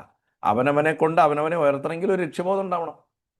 അതുകൊണ്ടാണ് ഞാൻ നേരത്തെ പറഞ്ഞത്, വീണ് കിടക്കുന്ന ഒരു വ്യക്തിക്ക് ഒരു ലക്ഷ്യബോധം ഉണ്ടാക്കി കൊടുത്താണ്. അല്ലാണ്ട് വെറുതെ ഫിലോസഫി പറഞ്ഞ് ആശ്വസിപ്പിച്ചിട്ട് ആ വ്യക്തിയുടെ ലോസിൽ നിന്ന് ആ വ്യക്തിയെ നമുക്ക് വലിച്ച് പുറത്തു കൊണ്ടുവരാൻ സാധിക്കില്ല. പല ആൾക്കാരും ഒറ്റപ്പെടുന്നതിൽ നിന്ന് രക്ഷപ്പെടാൻ, ലോൺലിനെസ്സിൽ നിന്ന് രക്ഷപ്പെടാൻ വേണ്ടിയിട്ട് എൻ്റർടൈൻമെൻ്റ് ആണ് സീക്ക് ചെയ്യുക. വിനോദം സീക്ക് ചെയ്തുകൊണ്ടിരിക്കും ആൾക്കാർ. അതല്ലേ അതിൻ്റെ ഭാഗമാണ് ഈ ഷോപ്പിങ്ങിന് പോക്കൊക്കെ. വെറുതെ ഇരിക്കുമ്പോൾ ഒരു പണിയില്ലെങ്കിൽ ഷോപ്പിങ്ങിനും. മനസ്സിലായില്ലേ? എന്താ ചിരിക്കുന്നുണ്ട്? ചിലർക്കൊക്കെ ഭയങ്കര ചിരി. ഇതൊക്കെ നമ്മൾ ചെയ്യണത് തന്നെയാണ്. അപ്പോൾ സത്യസന്ധമായി പറഞ്ഞാൽ അതൊരു ടെമ്പററി റിലീഫേ തരുള്ളൂ. വിനോദത്തിന് വേണ്ടിയിട്ട് വിനോദം ഉപയോഗിച്ചുകൊണ്ട് നമ്മൾ ഒറ്റപ്പെടൽ മാറ്റാൻ നോക്കിയാൽ ഒരു സിനിമ കാണുക, എത്ര തന്നെ സിനിമ കാണും, എത്ര തന്നെ എന്താ പറയുക ഡാൻസ് ബാറിൽ പോവും, എത്ര തന്നെ എന്താ പറയുക നമ്മൾ ഷോപ്പ് ചെയ്യും. ഇതിനൊക്കെ ഒരു പരിധിയില്ലേ? മേക്കപ്പിനൊക്കെ ഒരു പരിധിയില്ലേ എന്ന് പറയില്ലേ, അതുപോലെ ഇതിനൊക്കെ ഒരു പരിധിയില്ലേ? അപ്പൊ എന്താണ് യഥാർത്ഥത്തിൽ ഇതിനെ മാറ്റുക? ലക്ഷ്യബോധ. പർപ്പസ് ഉണ്ടായാൽ, ജീവിക്കുന്നതിൻ്റെ ഒരു പർപ്പസ് ഉണ്ടായാൽ, ഒരു ഫോക്കസ് ഉണ്ടായാൽ, ഒരു ഗോൾ ഉണ്ടായാൽ, ഒരു എയിം ഉണ്ടായാൽ അത് ഒറ്റപ്പെടുത്തലിനെ സുഖപ്പെടുത്തും, ലോൺലിനെസ് ഇല്ലാണ്ടാവും. ഇത് ഒരിക്കലും മറക്കാതിരിക്കുക. ഭഗവാൻ കൊടുക്കണ ഏറ്റവും ഡെപ്തുള്ള ഒരു ഉപദേശം ഇനി പറയാം. ഭഗവാൻ ഫൈനലി പറയണൊരു ആശയമുണ്ട് ഗീതയിൽ. ജ്ഞാനിയായിട്ടുള്ളവൻ ഒരിക്കലും ഒറ്റയ്ക്കല്ല. അവിടെ ജ്ഞാനി എന്ന് കേൾക്കുമ്പോൾ വലിയ എന്തോ ഒരു വാക്കണമെന്നൊന്നും വിചാരിക്കണ്ട. അവനവനെ അറിഞ്ഞവൻ, അവനവനിലെ ഈശ്വരത്വത്തെ അറിഞ്ഞവൻ. ജ്ഞാനി ഒരിക്കലും ഒറ്റയ്ക്കല്ല. കാരണം അവൻ ആത്മാവിൽ പ്രതിഷ്ഠിക്കപ്പെട്ടവനാണെന്ന്, സ്വന്തം ആത്മാവിൽ തന്നെ ഉറച്ചവനാണ്. നമ്മളത് തിരിച്ചറിയണ നിമിഷം നമ്മൾ ശരീരമല്ല, നമ്മൾ മനസ്സല്ല, നമ്മൾ ആത്മാവാണ്, ആ പരമാത്മാവായിട്ടുള്ള ഭഗവാന്റെ ഭാഗം തന്നെയാണ് എന്നുള്ള ഉറച്ച ബോധ്യം വരുമ്പോൾ ലോൺലിനെസ്, ഒറ്റപ്പെടൽ, അപ്രത്യക്ഷാവ്, അത് സോളിറ്റ്യൂഡ് ആയിട്ട് മാറുകയും ചെയ്യും. അതാണ് ശരിയായ ഏകാന്തത. ഏകാന്തത എന്ന് പറഞ്ഞാൽ ഒന്നിൽ മാത്രം അവസാനിക്കുന്ന അവസ്ഥ എന്നാണ് അർത്ഥം. അപ്പൊ ഏകാന്തത നമ്മളിപ്പോൾ ഒറ്റപ്പെടൽ എന്നുള്ള അർത്ഥത്തിൽ തുടക്കത്തിൽ ഉപയോഗിച്ചെന്ന്, ഏകാന്തത എന്നുള്ളത് ഭഗവാനിൽ മാത്രം സിംഗിൾ പോയിന്റഡ് ആയിട്ട് ഇരിക്കുക എന്നുള്ള അർത്ഥത്തിൽ വരുന്നു. ഒരേ വാക്കിന്റെ മീനിങ് മാറി, മീനിങ് കംപ്ലീറ്റ് ആയിട്ട് മാറി. അപ്പോൾ ഒറ്റപ്പെടൽ, അപ്രത്യക്ഷാവും അത് സോളിറ്റ്യൂഡായിട്ട് മാറുകയും ചെയ്യും. സോളിറ്റ്യൂഡ് എപ്പോഴും ബ്യൂട്ടിഫുള്ളാണ്. സോളിറ്റ്യൂഡ് നിറവിലായിരിക്കുക. ഒറ്റപ്പെടൽ വേദനാജനകമാണ്, സോളിറ്റ്യൂഡ് ശക്തമാണ്. വേർഡ്സ്വർത്തിന്റെ മനോഹരമായിട്ടൊരു പോയട്രി നമ്മൾ ചെറുപ്പത്തിലൊക്കെ പഠിച്ചിട്ടില്ലേ, സോളിറ്ററി റീപ്പർ, ഓർമ്മയുണ്ടോ? ഞാൻ ചെല്ലി നിങ്ങളെ ബോറടിപ്പിക്കുന്നില്ല.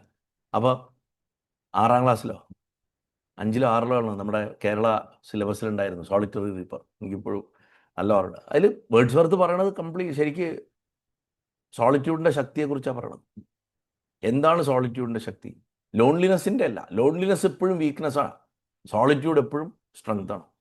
സോളിറ്റ്യൂഡിലാണ് എല്ലാ മഹാശക്തികളും നിൽക്കണം. നോക്കൂ, യോഗനിദ്രയിലിരിക്കണ നാരായണൻ സോളിറ്റ്യൂഡിലാണ്.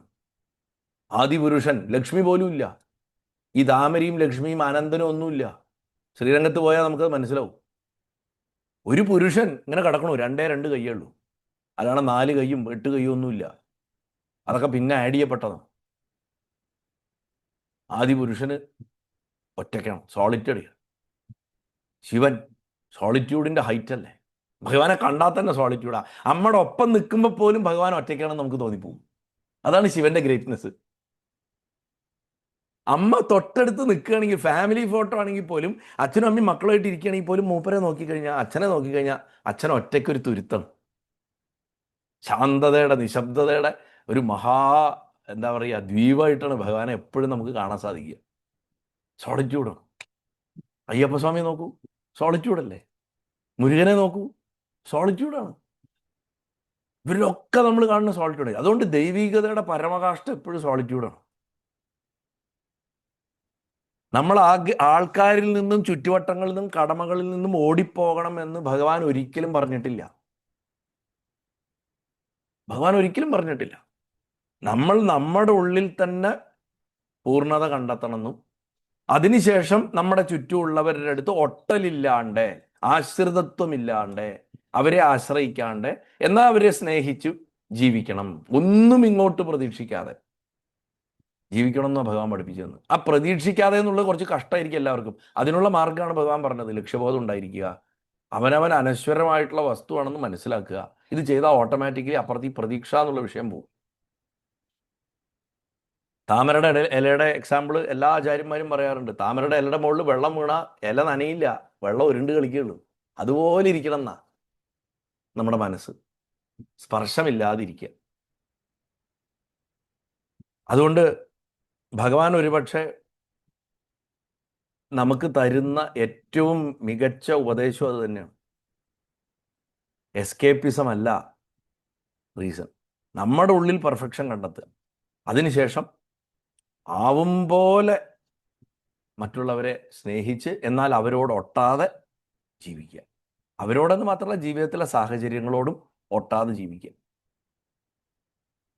നമുക്ക് സത്യം പറഞ്ഞാൽ രാത്രി ഉറങ്ങണതിന് മുമ്പ് ചെയ്യാവുന്ന ഒരു ലളിതമായിട്ടുള്ളൊരു കാര്യമുണ്ട്. ഭഗവാനോട് പറയുക രാത്രി കിടക്കാൻ പോണതിന് മുമ്പ്, കൃഷ്ണ, ഞാനിന്ന് ഒരുപാട് ആളുകളുടെ അടുത്ത് സംസാരിച്ചു, പക്ഷെ ഇപ്പം ഞാൻ നിൻ്റെ അടുത്ത് മാത്രമാണ് സംസാരിക്കണത്. വാസ്തവത്തിൽ ഇന്നത്തെ ഓരോ നിമിഷത്തിലും ഗുരുവായൂരപ്പ, നീ എൻ്റെ കൂടെ ഉണ്ടായിരുന്നു.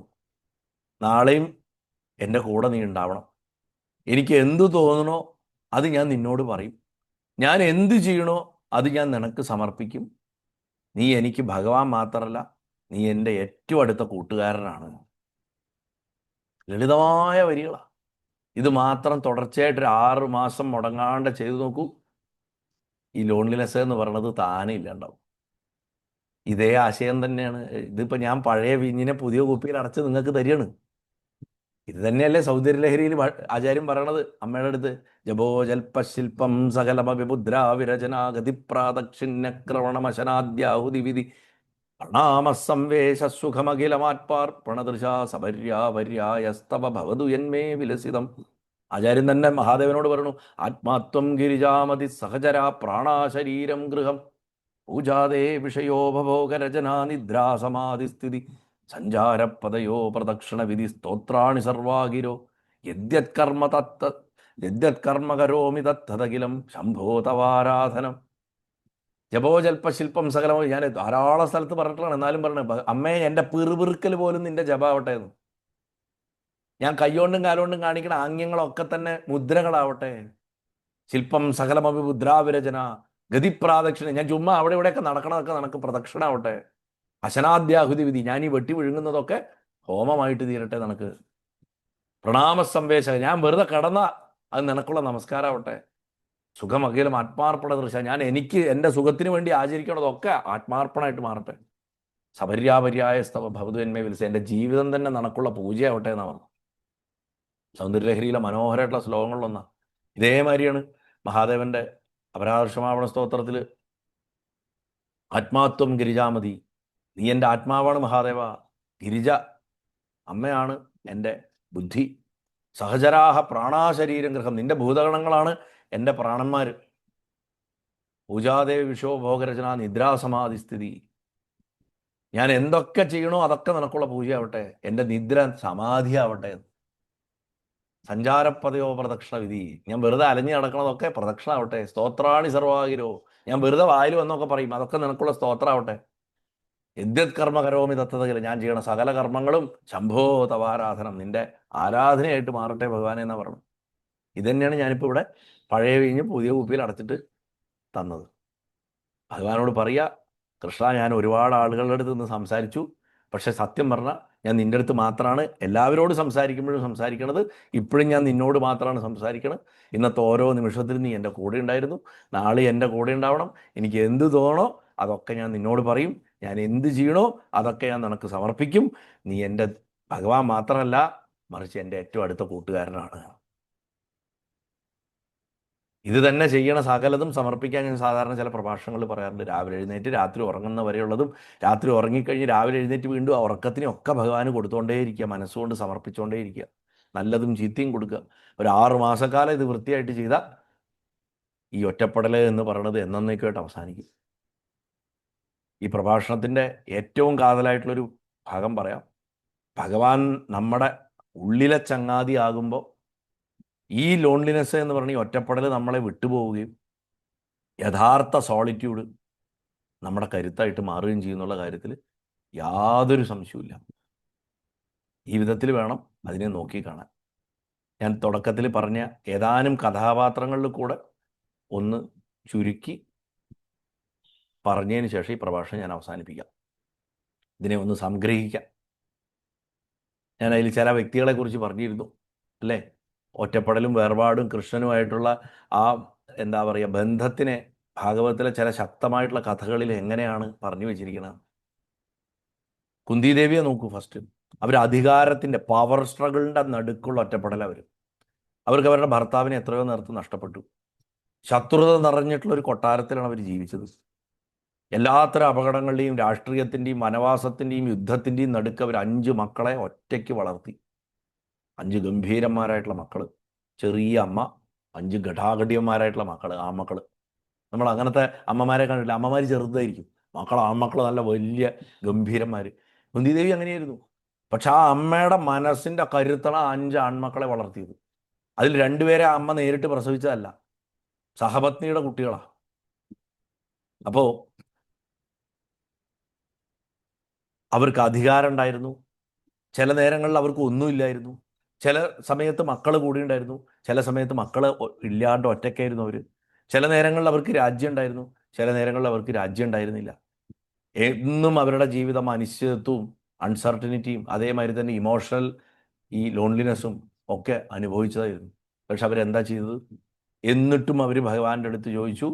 ഞെട്ടിപ്പിക്കണ ഒരു കാര്യമാണ് പറഞ്ഞത്, എനിക്ക് വിപത്തുകൾ വീണ്ടും വീണ്ടും തരൂ, വിപത്തുകൾ വീണ്ടും വീണ്ടും വരട്ടെ. കാരണം വിപത്തുകളിലാണ് കൃഷ്ണ ഞാൻ നിന്നെ ഓർക്കണത്. നിന്നെ ഓർക്കുമ്പോൾ എനിക്കൊരിക്കലും ഒറ്റപ്പെടൽ ഉണ്ടാവാറില്ല. എത്ര കൃത്യമായിട്ടുള്ള ആൻസർ അവിടെ വന്നിരിക്കുന്നത്. അതുകൊണ്ട് നമ്മളാരും ഭഗവാന്റെ അടുത്ത് ഭഗവാനെ എനിക്ക് വിപത്ത് തരൂ എന്ന് പറയണം എന്നല്ല ഞാൻ പറയണത്. വിപത്തുകൾ മനുഷ്യനാവുമ്പോൾ എന്തെങ്കിലും ചെറുതോ വലുതായിട്ടുള്ള ഇച്ഛാഭംഗങ്ങളും വിഷമങ്ങളൊക്കെ വരും. ആ സമയമൊക്കെ ഭഗവാനെ ഓർക്കാനുള്ള ഓപ്പർച്യൂണിറ്റിയാണെന്ന് ആലോചിച്ചിട്ട് ഹായ് ഒരു വിപത്ത് വന്നു, എനിക്ക് ഭഗവാനെ ഓർക്കാമല്ലോ എന്ന് വിചാരിക്കണ തലത്തിലേക്ക് മാറാൻ സാധിക്കണം എന്നാ. ആ സന്തോഷം കണ്ടെത്തുകയാണ് കുന്തി. നമുക്ക് കേൾക്കുമ്പോൾ മനസ്സിലാവില്ല. നമ്മൾ ആ വിപത്തിൻ്റെ ഇമോഷനിൽ കുടുങ്ങിയിരിക്കും ആ നേരത്ത് കിടക്കുക. പക്ഷെ വെൽ ട്രെയിൻഡ് ആയിട്ടൊരു മനസ്സ്, കാലങ്ങൾ കൊണ്ട് പരിശീലിപ്പിക്കപ്പെട്ടൊരു മനസ്സ്, ഭഗവാനോട് സംസാരിക്കുന്ന ഒരു മനസ്സാണെങ്കിൽ വിഷമത്തിലും ഭഗവാനോട് തന്നെയാണ് ഏറ്റവും കൂടുതൽ സംസാരിക്കുക അല്ലേ. 1-ാമത്തെ സ്കന്ധത്തിൽ 8-ാമത്തെ അധ്യായത്തിലാണ് കുന്തിസ്തുതി വരണത്. ഭാഗവതം അത് വിസ്തരിച്ച് പഠിക്കുമ്പോൾ തന്നെ നമുക്കിത് മനസ്സിലാവും. വേദന എന്ന് പറയുന്നത് ഒറ്റപ്പെടൽ ഉണ്ടാക്കാം. വേദനിക്കുമ്പോൾ നമ്മൾ ഒറ്റപ്പെട്ടു തോന്നാം. പക്ഷെ അതേ വേദന ഭഗവാനിലേക്ക് നമ്മളെ അടുപ്പിക്കാനും കാരണമാകും. ഭഗവാൻ നമ്മുടെ മനസ്സിലുണ്ടെങ്കിൽ നമ്മൾ ഒറ്റപ്പെട്ടതായിട്ട് തോന്നില്ല. ഇത് കുന്തി സ്തുതിയിൽ നമുക്ക് ശരിക്കും മനസ്സിലാവും. അതുകൊണ്ട് ഒറ്റപ്പെടൽ മാറുന്നത് സുഖസൗകര്യങ്ങൾ കൊണ്ടല്ല, കുറേ ആൾക്കാർ ചുറ്റും ഉള്ളതുകൊണ്ടല്ല, മറിച്ച് ഭഗവാനുമായിട്ടുള്ള നമ്മുടെ ബന്ധം കൊണ്ടാണ് എന്ന് ഭാഗവതം നമുക്ക് കുന്തി സ്തുതിയിൽ നിന്ന് തന്നെ പഠിപ്പിച്ചു തരുന്നുണ്ട്. അതാണ് ആദ്യത്തെ മനസ്സിലാക്കേണ്ട കാര്യം. ഭാഗവതത്തിൽ ഇതെങ്ങനെയായിരിക്കണം നോക്കിയാൽ. പിന്നെ വീണ്ടും ഗോപികമാരിലേക്ക് വരികയാണെങ്കിൽ, ഗോപികമാരുടെ ആ ഗോപികാഗീതം എന്ന് പറഞ്ഞൊരു വിരഹഗീതയുണ്ട്. വിരഹത്തിൻ്റെ ഗീതയാണ്. കൃഷ്ണൻ വൃന്ദാവനം വിട്ടുപോയപ്പോൾ ഗോപികമാർക്ക് ഭഗവാനെ മിസ് ചെയ്തു. നമ്മൾ പറഞ്ഞ വാക്കാണ് നമ്മുടെ കാലഘട്ടത്തിൽ. I missed you. വെറുതെ തലയ്ക്കും വാലിനും ഒരു മീനിങ്ങും ഇല്ലാണ്ട് അടിച്ചുകൊണ്ടിരിക്കും. Missed you missed you missed you എന്ന് പറഞ്ഞു, അല്ലേ? മിസ് യു മിസ് യു എന്ന് പറഞ്ഞിട്ട് എഴുതിക്കൊണ്ടിരിക്കും. ആ മിസ് യു ആണത്. അത് ശരിക്കും പറഞ്ഞ വാസ്തവത്തിൽ വെറും ഒരു മിസ്സിങ് അല്ല. അവർ ദൈവീകമായിട്ടുള്ളൊരു ഡിവൈൻ ലോൺലിനെസ് ആണ് അവർ സംഭവിച്ചത്. പക്ഷെ അവരെന്നിട്ട് എന്ത് ചെയ്തു? അവർ മരങ്ങളോട് സംസാരിച്ചു, അവർ പുഴയോട് സംസാരിക്കണു, കാളിന്തിയോട് സംസാരിക്കണു, അവർ പക്ഷികളോട് സംസാരിക്കണു, അവർ കൃഷ്ണനെക്കുറിച്ച് പാടി, കൃഷ്ണൻ്റെ കഥകളൊക്കെ ഓർത്തയവർക്കി, കൃഷ്ണനായിട്ട് കൃഷ്ണൻ്റെ ലീലകൾ അഭിനയിച്ചു. അതോടുകൂടി എന്ത് സംഭവിച്ചു? പുറമെ അവർ ഒറ്റയ്ക്കായിരുന്നെങ്കിലും ഉള്ളിൽ അവർ നിരന്തരം കൃഷ്ണൻ്റെ ഒപ്പം ജീവിച്ചു. അതുകൊണ്ട് അവർ സോളിറ്റ്യൂഡാണ് അനുഭവിച്ചത്, അവർ ലോൺലിനെസ് അനുഭവിച്ചില്ല. ഭാഗവതത്തിൻ്റെ രഹസ്യം തന്നെ അതാണ്. മനസ്സൊരിക്കലും ശൂന്യമായിരിക്കില്ല. അതിൽ ഭഗവാനില്ലെങ്കിൽ അവിടെ ഒറ്റപ്പെടൽ എന്നറിയും. മനസ്സിനെ ശൂന്യമാക്കി വെക്കാൻ ആർക്ക് സാധിക്കില്ല. ശൂന്യമായിട്ടുള്ള മനസ്സിൽ ഭഗവാനെ നിറച്ചു വെച്ചിട്ടില്ല എന്നുണ്ടെങ്കിൽ ഓട്ടോമാറ്റിക്കലി ഒറ്റപ്പെടൽ എന്ന് പറഞ്ഞ സാധനം വന്നിട്ട് നിറയുന്നു. അതുകൊണ്ട് ഒറ്റപ്പെടലിനെ കൊണ്ട് നിറയ്ക്കാണ്ടിരിക്കാൻ മനസ്സിനെ ഭഗവാനെ കൊണ്ട് നിറയ്ക്കുക. കാണുന്ന സകലത്തിലും പ്രവർത്തിക്കുന്ന സകലത്തിലും ഗുരുവായൂരപ്പനെ കൊണ്ട് നിറച്ചു കഴിഞ്ഞാൽ, ഞാൻ മുമ്പൊക്കെ ചില പ്രഭാഷണത്തിൽ ജപയോഗത്തിലൊക്കെ ഞാൻ പറഞ്ഞിട്ടുണ്ടല്ലോ, ഈ ശരീരത്തിനെ തണുപ്പിക്കണതിലേക്ക് എല്ലാ വിഷവും പുറത്തേക്ക് പോട്ടെ എന്ന് ശ്വാസം മുഴുവൻ പുറത്ത് കളയുക. ഉള്ള ശ്വാസത്തിന് ആദ്യം പുറത്ത് കളയുക. എന്നിട്ട് മൂക്കിൽ കൂടെ ഗുരുവായൂരപ്പനെ വലിച്ചു കയറ്റുക. ഗുരുവായൂരപ്പൻ നിറയട്ടെ ദേഹം മുഴുവൻ മട്ട് ഗുരുവായൂരപ്പനെ അങ്ങോട്ട് വലിച്ചു കയറ്റുക. വീണ്ടും നെഗറ്റീവ് എന്തെങ്കിലുമൊക്കെ ഉണ്ടെങ്കിൽ ഒക്കെ പുറത്ത് പോട്ടെ പറഞ്ഞിട്ട് ശ്വാസം കളയുക. വീണ്ടും ഗുരുവായൂരപ്പനെ വലിച്ചു കയറ്റുക. ഇങ്ങനെ നിറയ്ക്കുക. ഇത് തന്നെ മനസ്സിലും ചെയ്യുക. അതുകൊണ്ട് ഗോപികമാർ ഒറ്റപ്പെടലിനെ സ്മരണയാക്കി മാറ്റി. ഒറ്റപ്പെടലുകളെ സ്മരണയാക്കി മാറ്റി കഴിഞ്ഞാൽ ഓർമ്മകൾ ധ്യാനമായിട്ട് മാറും. ഓർമ്മകൾ ധ്യാനമായിട്ട് മാറുമ്പോൾ ഒറ്റപ്പെടൽ ഭക്തിയായിട്ട് മാറും. കുറൂരമ്മ ഭഗവാനെ സാക്ഷാത്കരിച്ചത് ഇതുകൊണ്ടാണ്. അവരെ പോലെ ഒറ്റപ്പെട്ട ഒരാൾ ഉണ്ടായിരുന്നില്ല. അങ്ങനെ ഒറ്റപ്പെട്ടൊരു ഭക്തനെയോ ഭക്തിയോ ഒന്നും അങ്ങനെ കാണില്ല. 12 വയസ്സാകുമ്പോഴേക്കും കല്യാണവും കഴിപ്പിച്ച് വിധവിയായി. 13 വയസ്സായപ്പോഴേക്കും മുറിയുടെ ഉള്ളിൽ അവരാരോടോ സംസാരിക്കണു, ജാരനെ പിടിച്ചു വരുത്തിയിരിക്കണമെന്നും പറഞ്ഞിട്ട് അവരെ വിചാരണ ചെയ്യാൻ നോക്കുക. അവരുടെ അമ്മായിയച്ഛൻ മാത്രം വിശ്വസിച്ചു, മനസ്സിലാക്കി ഭഗവാനോടാണ് അവർ സംസാരിക്കണമെന്ന്. അവസാനം അവർക്ക് ഭ്രാന്താണെന്നും പറഞ്ഞിട്ട് അവരെ ഉപേക്ഷിച്ചു പോയി. ആ ഇല്ലത്ത് അവർ ഒറ്റയ്ക്കായിരുന്നു അവസാന കാലം വരെ. അവരവിടെ കിടന്ന് ആ വീട്ടിലത്തെ കാര്യവും നോക്കി, ആ വീട്ടിലെ പണി മുഴുവൻ എടുത്ത് സംസാരിക്കാൻ ഭഗവാൻ മാത്രം സംസാരിച്ച് അവസാനം ഭഗവാനെ കാണാൻ തുടങ്ങി വരും.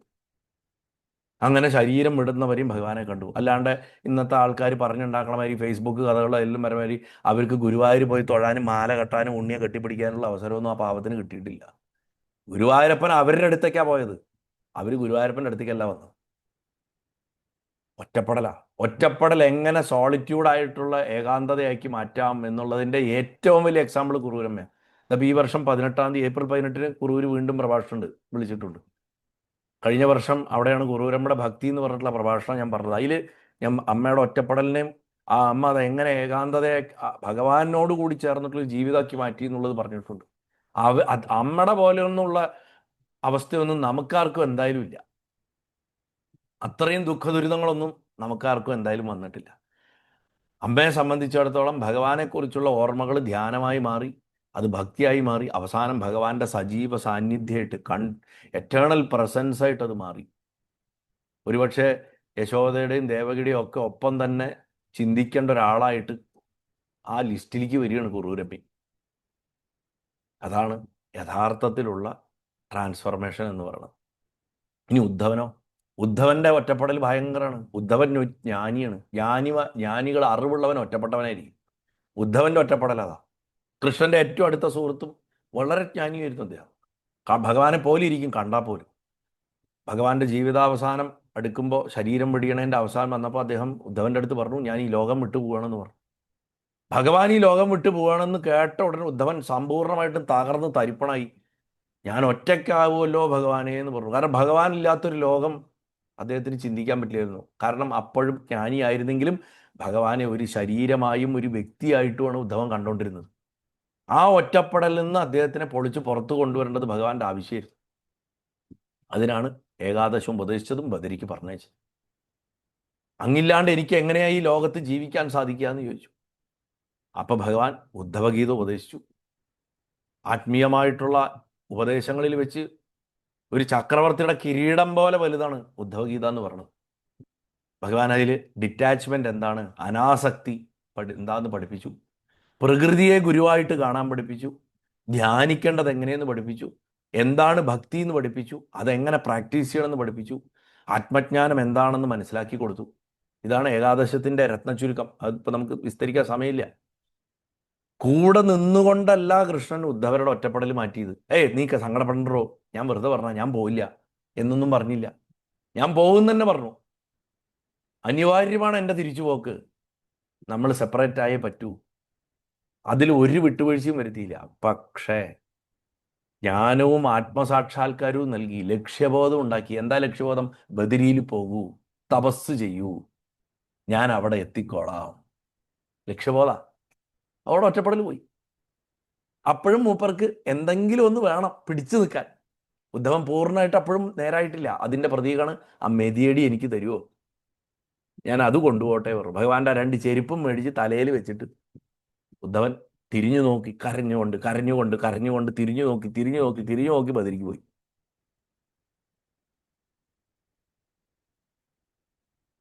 വൈകാരികമായിട്ടുള്ള ആശ്രയത്വം ഒറ്റപ്പെടലിന് കാരണമാവും. അത് ഡിവൈൻ ആണെങ്കിൽ പോലും, ഭഗവാനോട് പോലും ഇമോഷണലി അറ്റാച്ച്ഡ് ആവുന്നത് ഒരു ഘട്ടം കഴിയുമ്പോൾ അപകടമാണ്. എൻ്റെ രൂപത്തിൽ കുടുങ്ങരുത് എന്ന് ഭഗവാൻ പഠിപ്പിച്ചതുകൊണ്ടാണ്. ചില ആൾക്കാരുണ്ട് വീട്ടിൽ, അവർ എത്രയോ കാലം വെച്ച് പൂജിച്ചൊരു കൃഷ്ണന്റെ വിഗ്രഹം ഉണ്ടാവും. ആ വിഗ്രഹം ഒന്ന് പോട്ട് വല്ലതും ചെയ്തു കഴിഞ്ഞാൽ കഴിഞ്ഞു, അയ്യോ ഭഗവാൻ മരിച്ചേ എന്നുള്ള മരിയാണ് അവർ. ഒരിക്കലും അങ്ങനെ ആവരുത്. ഒരു രൂപത്തിനോടും പൊട്ടൽ പാടില്ല. ആത്മീയമായിട്ടുള്ള ജ്ഞാനം ഒറ്റപ്പെടലിനെ സ്വാതന്ത്ര്യമാക്കി മാറ്റണു എന്ന് ഭഗവാൻ പഠിപ്പിച്ചു. ധ്രുവന്റെ കാര്യം ഞാൻ പറഞ്ഞു. ഒരു കുട്ടിയുടെ ഒറ്റപ്പെടൽ അച്ഛൻ തിരസ്കരിച്ച്, രണ്ടാനം അപമാനിച്ച്, ഒരു കൊച്ചുകുട്ടി, 5 വയസ്സുള്ള കുട്ടി, താൻ ആർക്കും വേണ്ടാത്തവനാണ്, ഒറ്റപ്പെട്ടവനാണെന്ന് അവന് തോന്നുന്നു. ആ ഒറ്റപ്പെടൽ ഒരു നിശ്ചയദാർഢ്യമായിട്ട് അവൻ മാറ്റണു. അവൻ കാട്ടിൽ പോണു, വിഷ്ണുവിനെ ധ്യാനിക്കണു, ദർശനം കിട്ടണു. വിഷ്ണുവിനെ കണ്ടതിന് ശേഷം ധ്രുവൻ വളരെ പ്രധാനപ്പെട്ടൊരു കാര്യം വരുന്നു.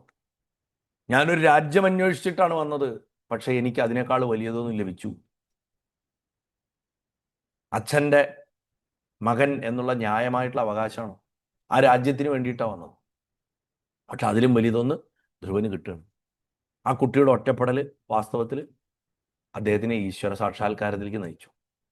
ഒറ്റപ്പെടൽ ഒരാളെ നശിപ്പിക്കാം, അല്ലെങ്കിൽ ഒറ്റപ്പെടൽ ഒരാളെ മാറ്റാം. അത് ഉയർന്നൊരു ലക്ഷ്യത്തിലേക്ക് തിരിച്ചുവിട്ടാൽ മാത്രം.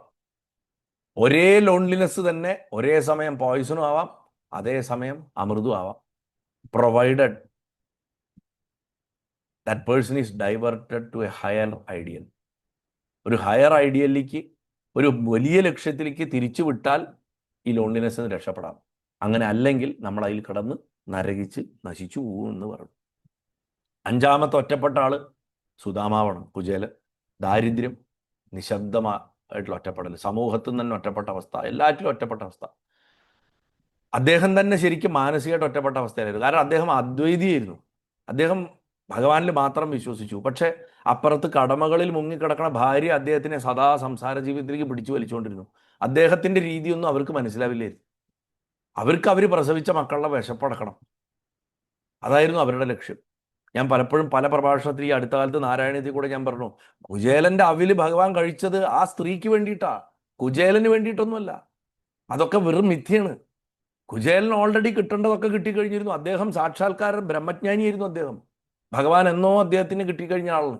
അതല്ലേ, ഒന്നും ചോദിച്ചില്ല, തിരിച്ചു പോകുമ്പോഴും ഒന്നും പറഞ്ഞില്ല, വീട്ടിലാണ് എത്തിച്ചു കൊടുത്തത്. കുചേലനായിരുന്നു ആവശ്യക്കാരെന്നുണ്ടെങ്കിൽ കുചേലന്റെ കയ്യിലാണ് കൊടുക്കുക. പക്ഷെ ആ ഒരു സ്ത്രീ വിശ്വസിച്ച് പറഞ്ഞയച്ചു അവർക്ക് വേണ്ടി. എൻ്റെ ഒരു പ്രഭാഷണം തന്നെയുണ്ട്, കുചേല പത്നി എന്ന് പറഞ്ഞിട്ട്. കുചേലന്റെ പത്നിക്ക് വേണ്ടിയിട്ടാണ് ആവില് ഭക്ഷിച്ചത്. തന്നെ തന്നെ കുചേലൻ ഓൾറെഡി ഭഗവാൻ എന്നോ കൊടുത്തു കഴിഞ്ഞാണ്. അത് കുചേലന്റെ ഗ്രേറ്റ്നെസ്സിനെ ഒട്ടും കുറയ്ക്കുന്നുമില്ല. കുചേലന്റെ പത്നിക്ക് വേണ്ടിയിട്ടാണ് അവല് കഴിച്ചതെന്ന് പറയുമ്പോഴേക്കും വാളെടുത്ത് ചാടണ ചില ആൾക്കാരുണ്ട്. എന്താ ഈ പറയണത് എന്നൊക്കെ പറഞ്ഞിട്ട്. നോക്കൂ, സൂക്ഷ്മമായിട്ട് വായിക്കൂ ഭാഗവതം, ഭഗവാനെ മനസ്സിലാക്കൂ. അദ്ദേഹത്തിന് വെറും ഒരു വിഗ്രഹത്തിലോ ഫോട്ടോയിലോ തളച്ചു വെക്കുന്ന ഒരു ദേവതയായിട്ട് കാണാണ്ട് നമ്മളിൽ ഒരാളായിട്ട് കണ്ടിട്ട് മനസ്സിലാക്കാൻ ശ്രമിക്കൂ. അപ്പോഴേ അദ്ദേഹത്തിന്റെ മഹത്വം മനസ്സിലാവുള്ളൂ. അദ്ദേഹത്തിന് ഫേസ്ബുക്കിന്റെ യൂട്യൂബിലും പറയുന്ന അത്ഭുത കഥകളുടെ ആവശ്യമൊന്നുമില്ല അദ്ദേഹത്തിന്റെ മഹിമ എന്താണെന്ന് അറിയിക്കാൻ. അദ്ദേഹം പിന്നെയും പലപ്പോഴും അതിനൊക്കെ നിന്നു കൊടുക്കുന്നത് എനിക്ക് തോന്നിയിട്ടുള്ളത്, അദ്ദേഹത്തിന്റെ കഥ പറഞ്ഞിട്ട് അതിന്റെ അവസാനം ഗുരുവായൂർ ഒരു ഫ്ലാറ്റ് ഉണ്ട്, ഇത്ര സ്ക്വയർ ഫീറ്റ് ആണ്, ഇത്രയാണ് കോസ്റ്റ്, വാങ്ങാവുന്നതാണെന്ന് പറയണ ആ അവസ്ഥയിലെങ്കിലും മനുഷ്യൻ ജീവിച്ചു പോക്കട്ടെ എന്ന് വിചാരിച്ചിട്ടായിരിക്കും തോന്നും. അപ്പോൾ ഇവിടെ അങ്ങേയറ്റം ദരിദ്രനായിട്ടൊരാൾ, അദ്ദേഹത്തിന് ആരോടും പരാതിയില്ല, നിശബ്ദമായ കഷ്ടപ്പാടുകൾ മുഴുവൻ അനുഭവിച്ചു. പല ഗൃഹസ്ഥർക്കും മനസ്സിലാകുന്ന ഒരുതരം ഒറ്റപ്പെടലാണത്. ആരോടും ഒരു പരാതിയില്ലാണ്ട ജീവിതം ചുമക്കണ എത്രയോ വീട്ടുകാരുണ്ട്. ഒടുവിൽ അദ്ദേഹം ഭഗവാന്റെ അടുത്ത് എത്തുമ്പോൾ ഭഗവാൻ അസാധാരണമായിട്ടുള്ള ഒന്ന് ചെയ്യുന്നു. ഭഗവാൻ സുദാമാവിൻ്റെ പാദങ്ങൾ കഴുകണു. കഴുകണതിൻ്റെ ഒപ്പം തന്നെ പെട്ടെന്ന് തണുത്ത വെള്ളം കൊണ്ട് കഴുകണതിൻ്റെ ഇടയ്ക്കിടയ്ക്ക് ചുട്ട ചിലത് ഇങ്ങനെ വീഴും അത്ര. സുദാമാവ് ഇങ്ങനെ നോക്കുമ്പോൾ ഭഗവാന്റെ കണ്ണിന്ന് ചുടുകണ്ണീര് ഇങ്ങനെ വീഴണം തൻ്റെ പാദത്തിൽ. ആ സമയത്താണ് സുദാമാവ് തിരിച്ചറിയണം, ഞാൻ ഒരിക്കലും ഒറ്റയ്ക്കായിരുന്നില്ല, എൻ്റെ ഭഗവാൻ എൻ്റെ കൂടെ തന്നെ ഉണ്ടായിരുന്നു. ലോകം നമ്മുടെ പോരാട്ടങ്ങളൊന്നും തിരിച്ചറിഞ്ഞില്ലെങ്കിലും ഭഗവാൻ അതറിയുന്നുണ്ട്. വേൾഡ് കംപ്ലീറ്റ്ലി ഒബ്ലീവിയസ് ആയിരിക്കും നമ്മുടെ സ്ട്രഗിൾസിനെ കുറിച്ച്. But he knows, he understands and he's there. ഇത് മനസ്സിലാക്കിയാൽ മതി. ആ ഗുരുവായൂരപ്പൻ നമ്മളെ ഒരിക്കലും കൈവിട്ട് പോകുന്നില്ല. ലാസ്റ്റ് നമ്മൾ ചെയ്ത സത്സംഗത്തിൽ ഞാൻ പറഞ്ഞില്ലേ, ഗുരുവായൂരപ്പന് തകർന്ന ആൾക്കാരെയാണ് വേണ്ടത്, പെർഫെക്റ്റ് ആയിട്ടുള്ള ആൾക്കാരല്ല. ബ്രോക്കൺ ആയിട്ടുള്ള ആൾക്കാരെയാണ് ഭഗവാൻ ആവശ്യം. രോഗിയെ കൊണ്ട് ഡോക്ടർക്ക് കാര്യമുള്ളൂ, രോഗി വേണം അല്ലേ? അപ്പോൾ രോഗമുള്ളതാണ് നല്ലത്. കുറച്ച് രോഗം ഉണ്ടെങ്കിൽ ഭഗവാൻ നമ്മുടെ അടുത്ത് വരും. നമ്മളെപ്പോഴും ആരോഗ്യമായിട്ടിരുന്നാലേ ഭഗവാൻ വരില്ല. അതുകൊണ്ട് കുറച്ച് രോഗം നല്ല, കറ നല്ലതാണ് അല്ലേ? സർഫിൻ്റെ പരസ്യം പോലെ കുറച്ച് നല്ലതാണ്. ഈ പ്രപഞ്ചത്തിൽ നമ്മൾ ഒരിക്കലും തിരിച്ചറിയപ്പെടാത്തവരല്ല. നമ്മൾ അക്നോളജ് ചെയ്യപ്പെടുന്നില്ല എന്നുള്ള വിഷമം വേണ്ട.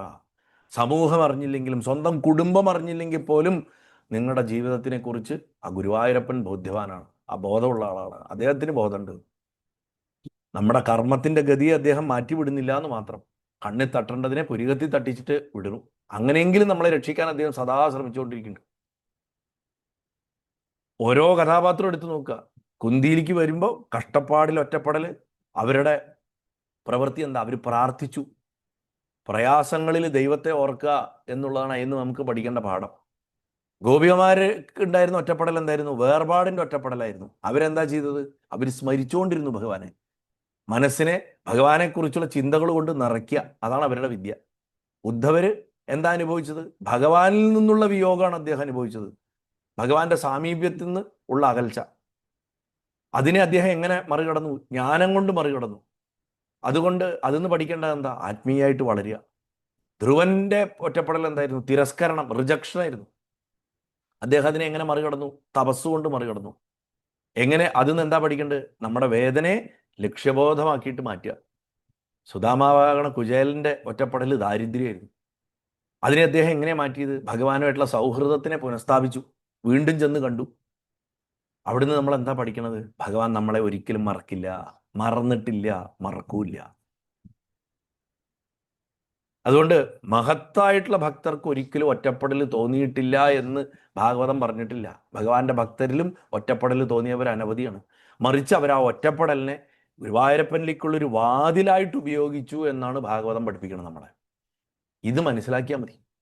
ഏതൊറ്റപ്പെടലിനെയും ഭഗവാനിലേക്കുള്ള വാതിലായിട്ട് ഉപയോഗിക്കാൻ നമുക്ക് എല്ലാവർക്കും സാധിക്കട്ടെ എന്ന് മാത്രം പ്രാർത്ഥിച്ചുകൊണ്ട് ഞാൻ ഇന്നത്തെ ഈ ചെറിയ സത്സംഗത്തിനെ, ഒരുപക്ഷെ എൻ്റെ ഏറ്റവും ചെറിയ സത്സംഗങ്ങളിൽ ഒന്നായിരിക്കും അല്ലേ ഇത് കൂടുതൽ എന്ത് പറയാനാ? അപ്പോൾ ഇതെല്ലാം നമുക്ക് പ്രാവർത്തികമാവട്ടെ, പ്രായോഗികമായിട്ട് ഉപയോഗപ്പെടട്ടെ എന്ന് മാത്രം പ്രാർത്ഥിച്ചുകൊണ്ട്, പിന്നെ ഗുരുവായൂരപ്പൻ്റെ തൃപാദങ്ങളിൽ സാഷ്ടാംഗം നമസ്കരിച്ചുകൊണ്ട് ഈ പ്രഭാഷണത്തിനെ സമർപ്പിക്കണം. എല്ലാവർക്കും നല്ലത് വരട്ടെ. നാരായണാഖില ഗുരോ ഭഗവൻ നമസ്തേ. ഗുരുവായൂരപ്പ സർവേശ്വര സന്തോഷിക്കണേ. നാരായണ നാരായണ നാരായണ നാരായണ നാരായണ നാരായണ നാരായണ.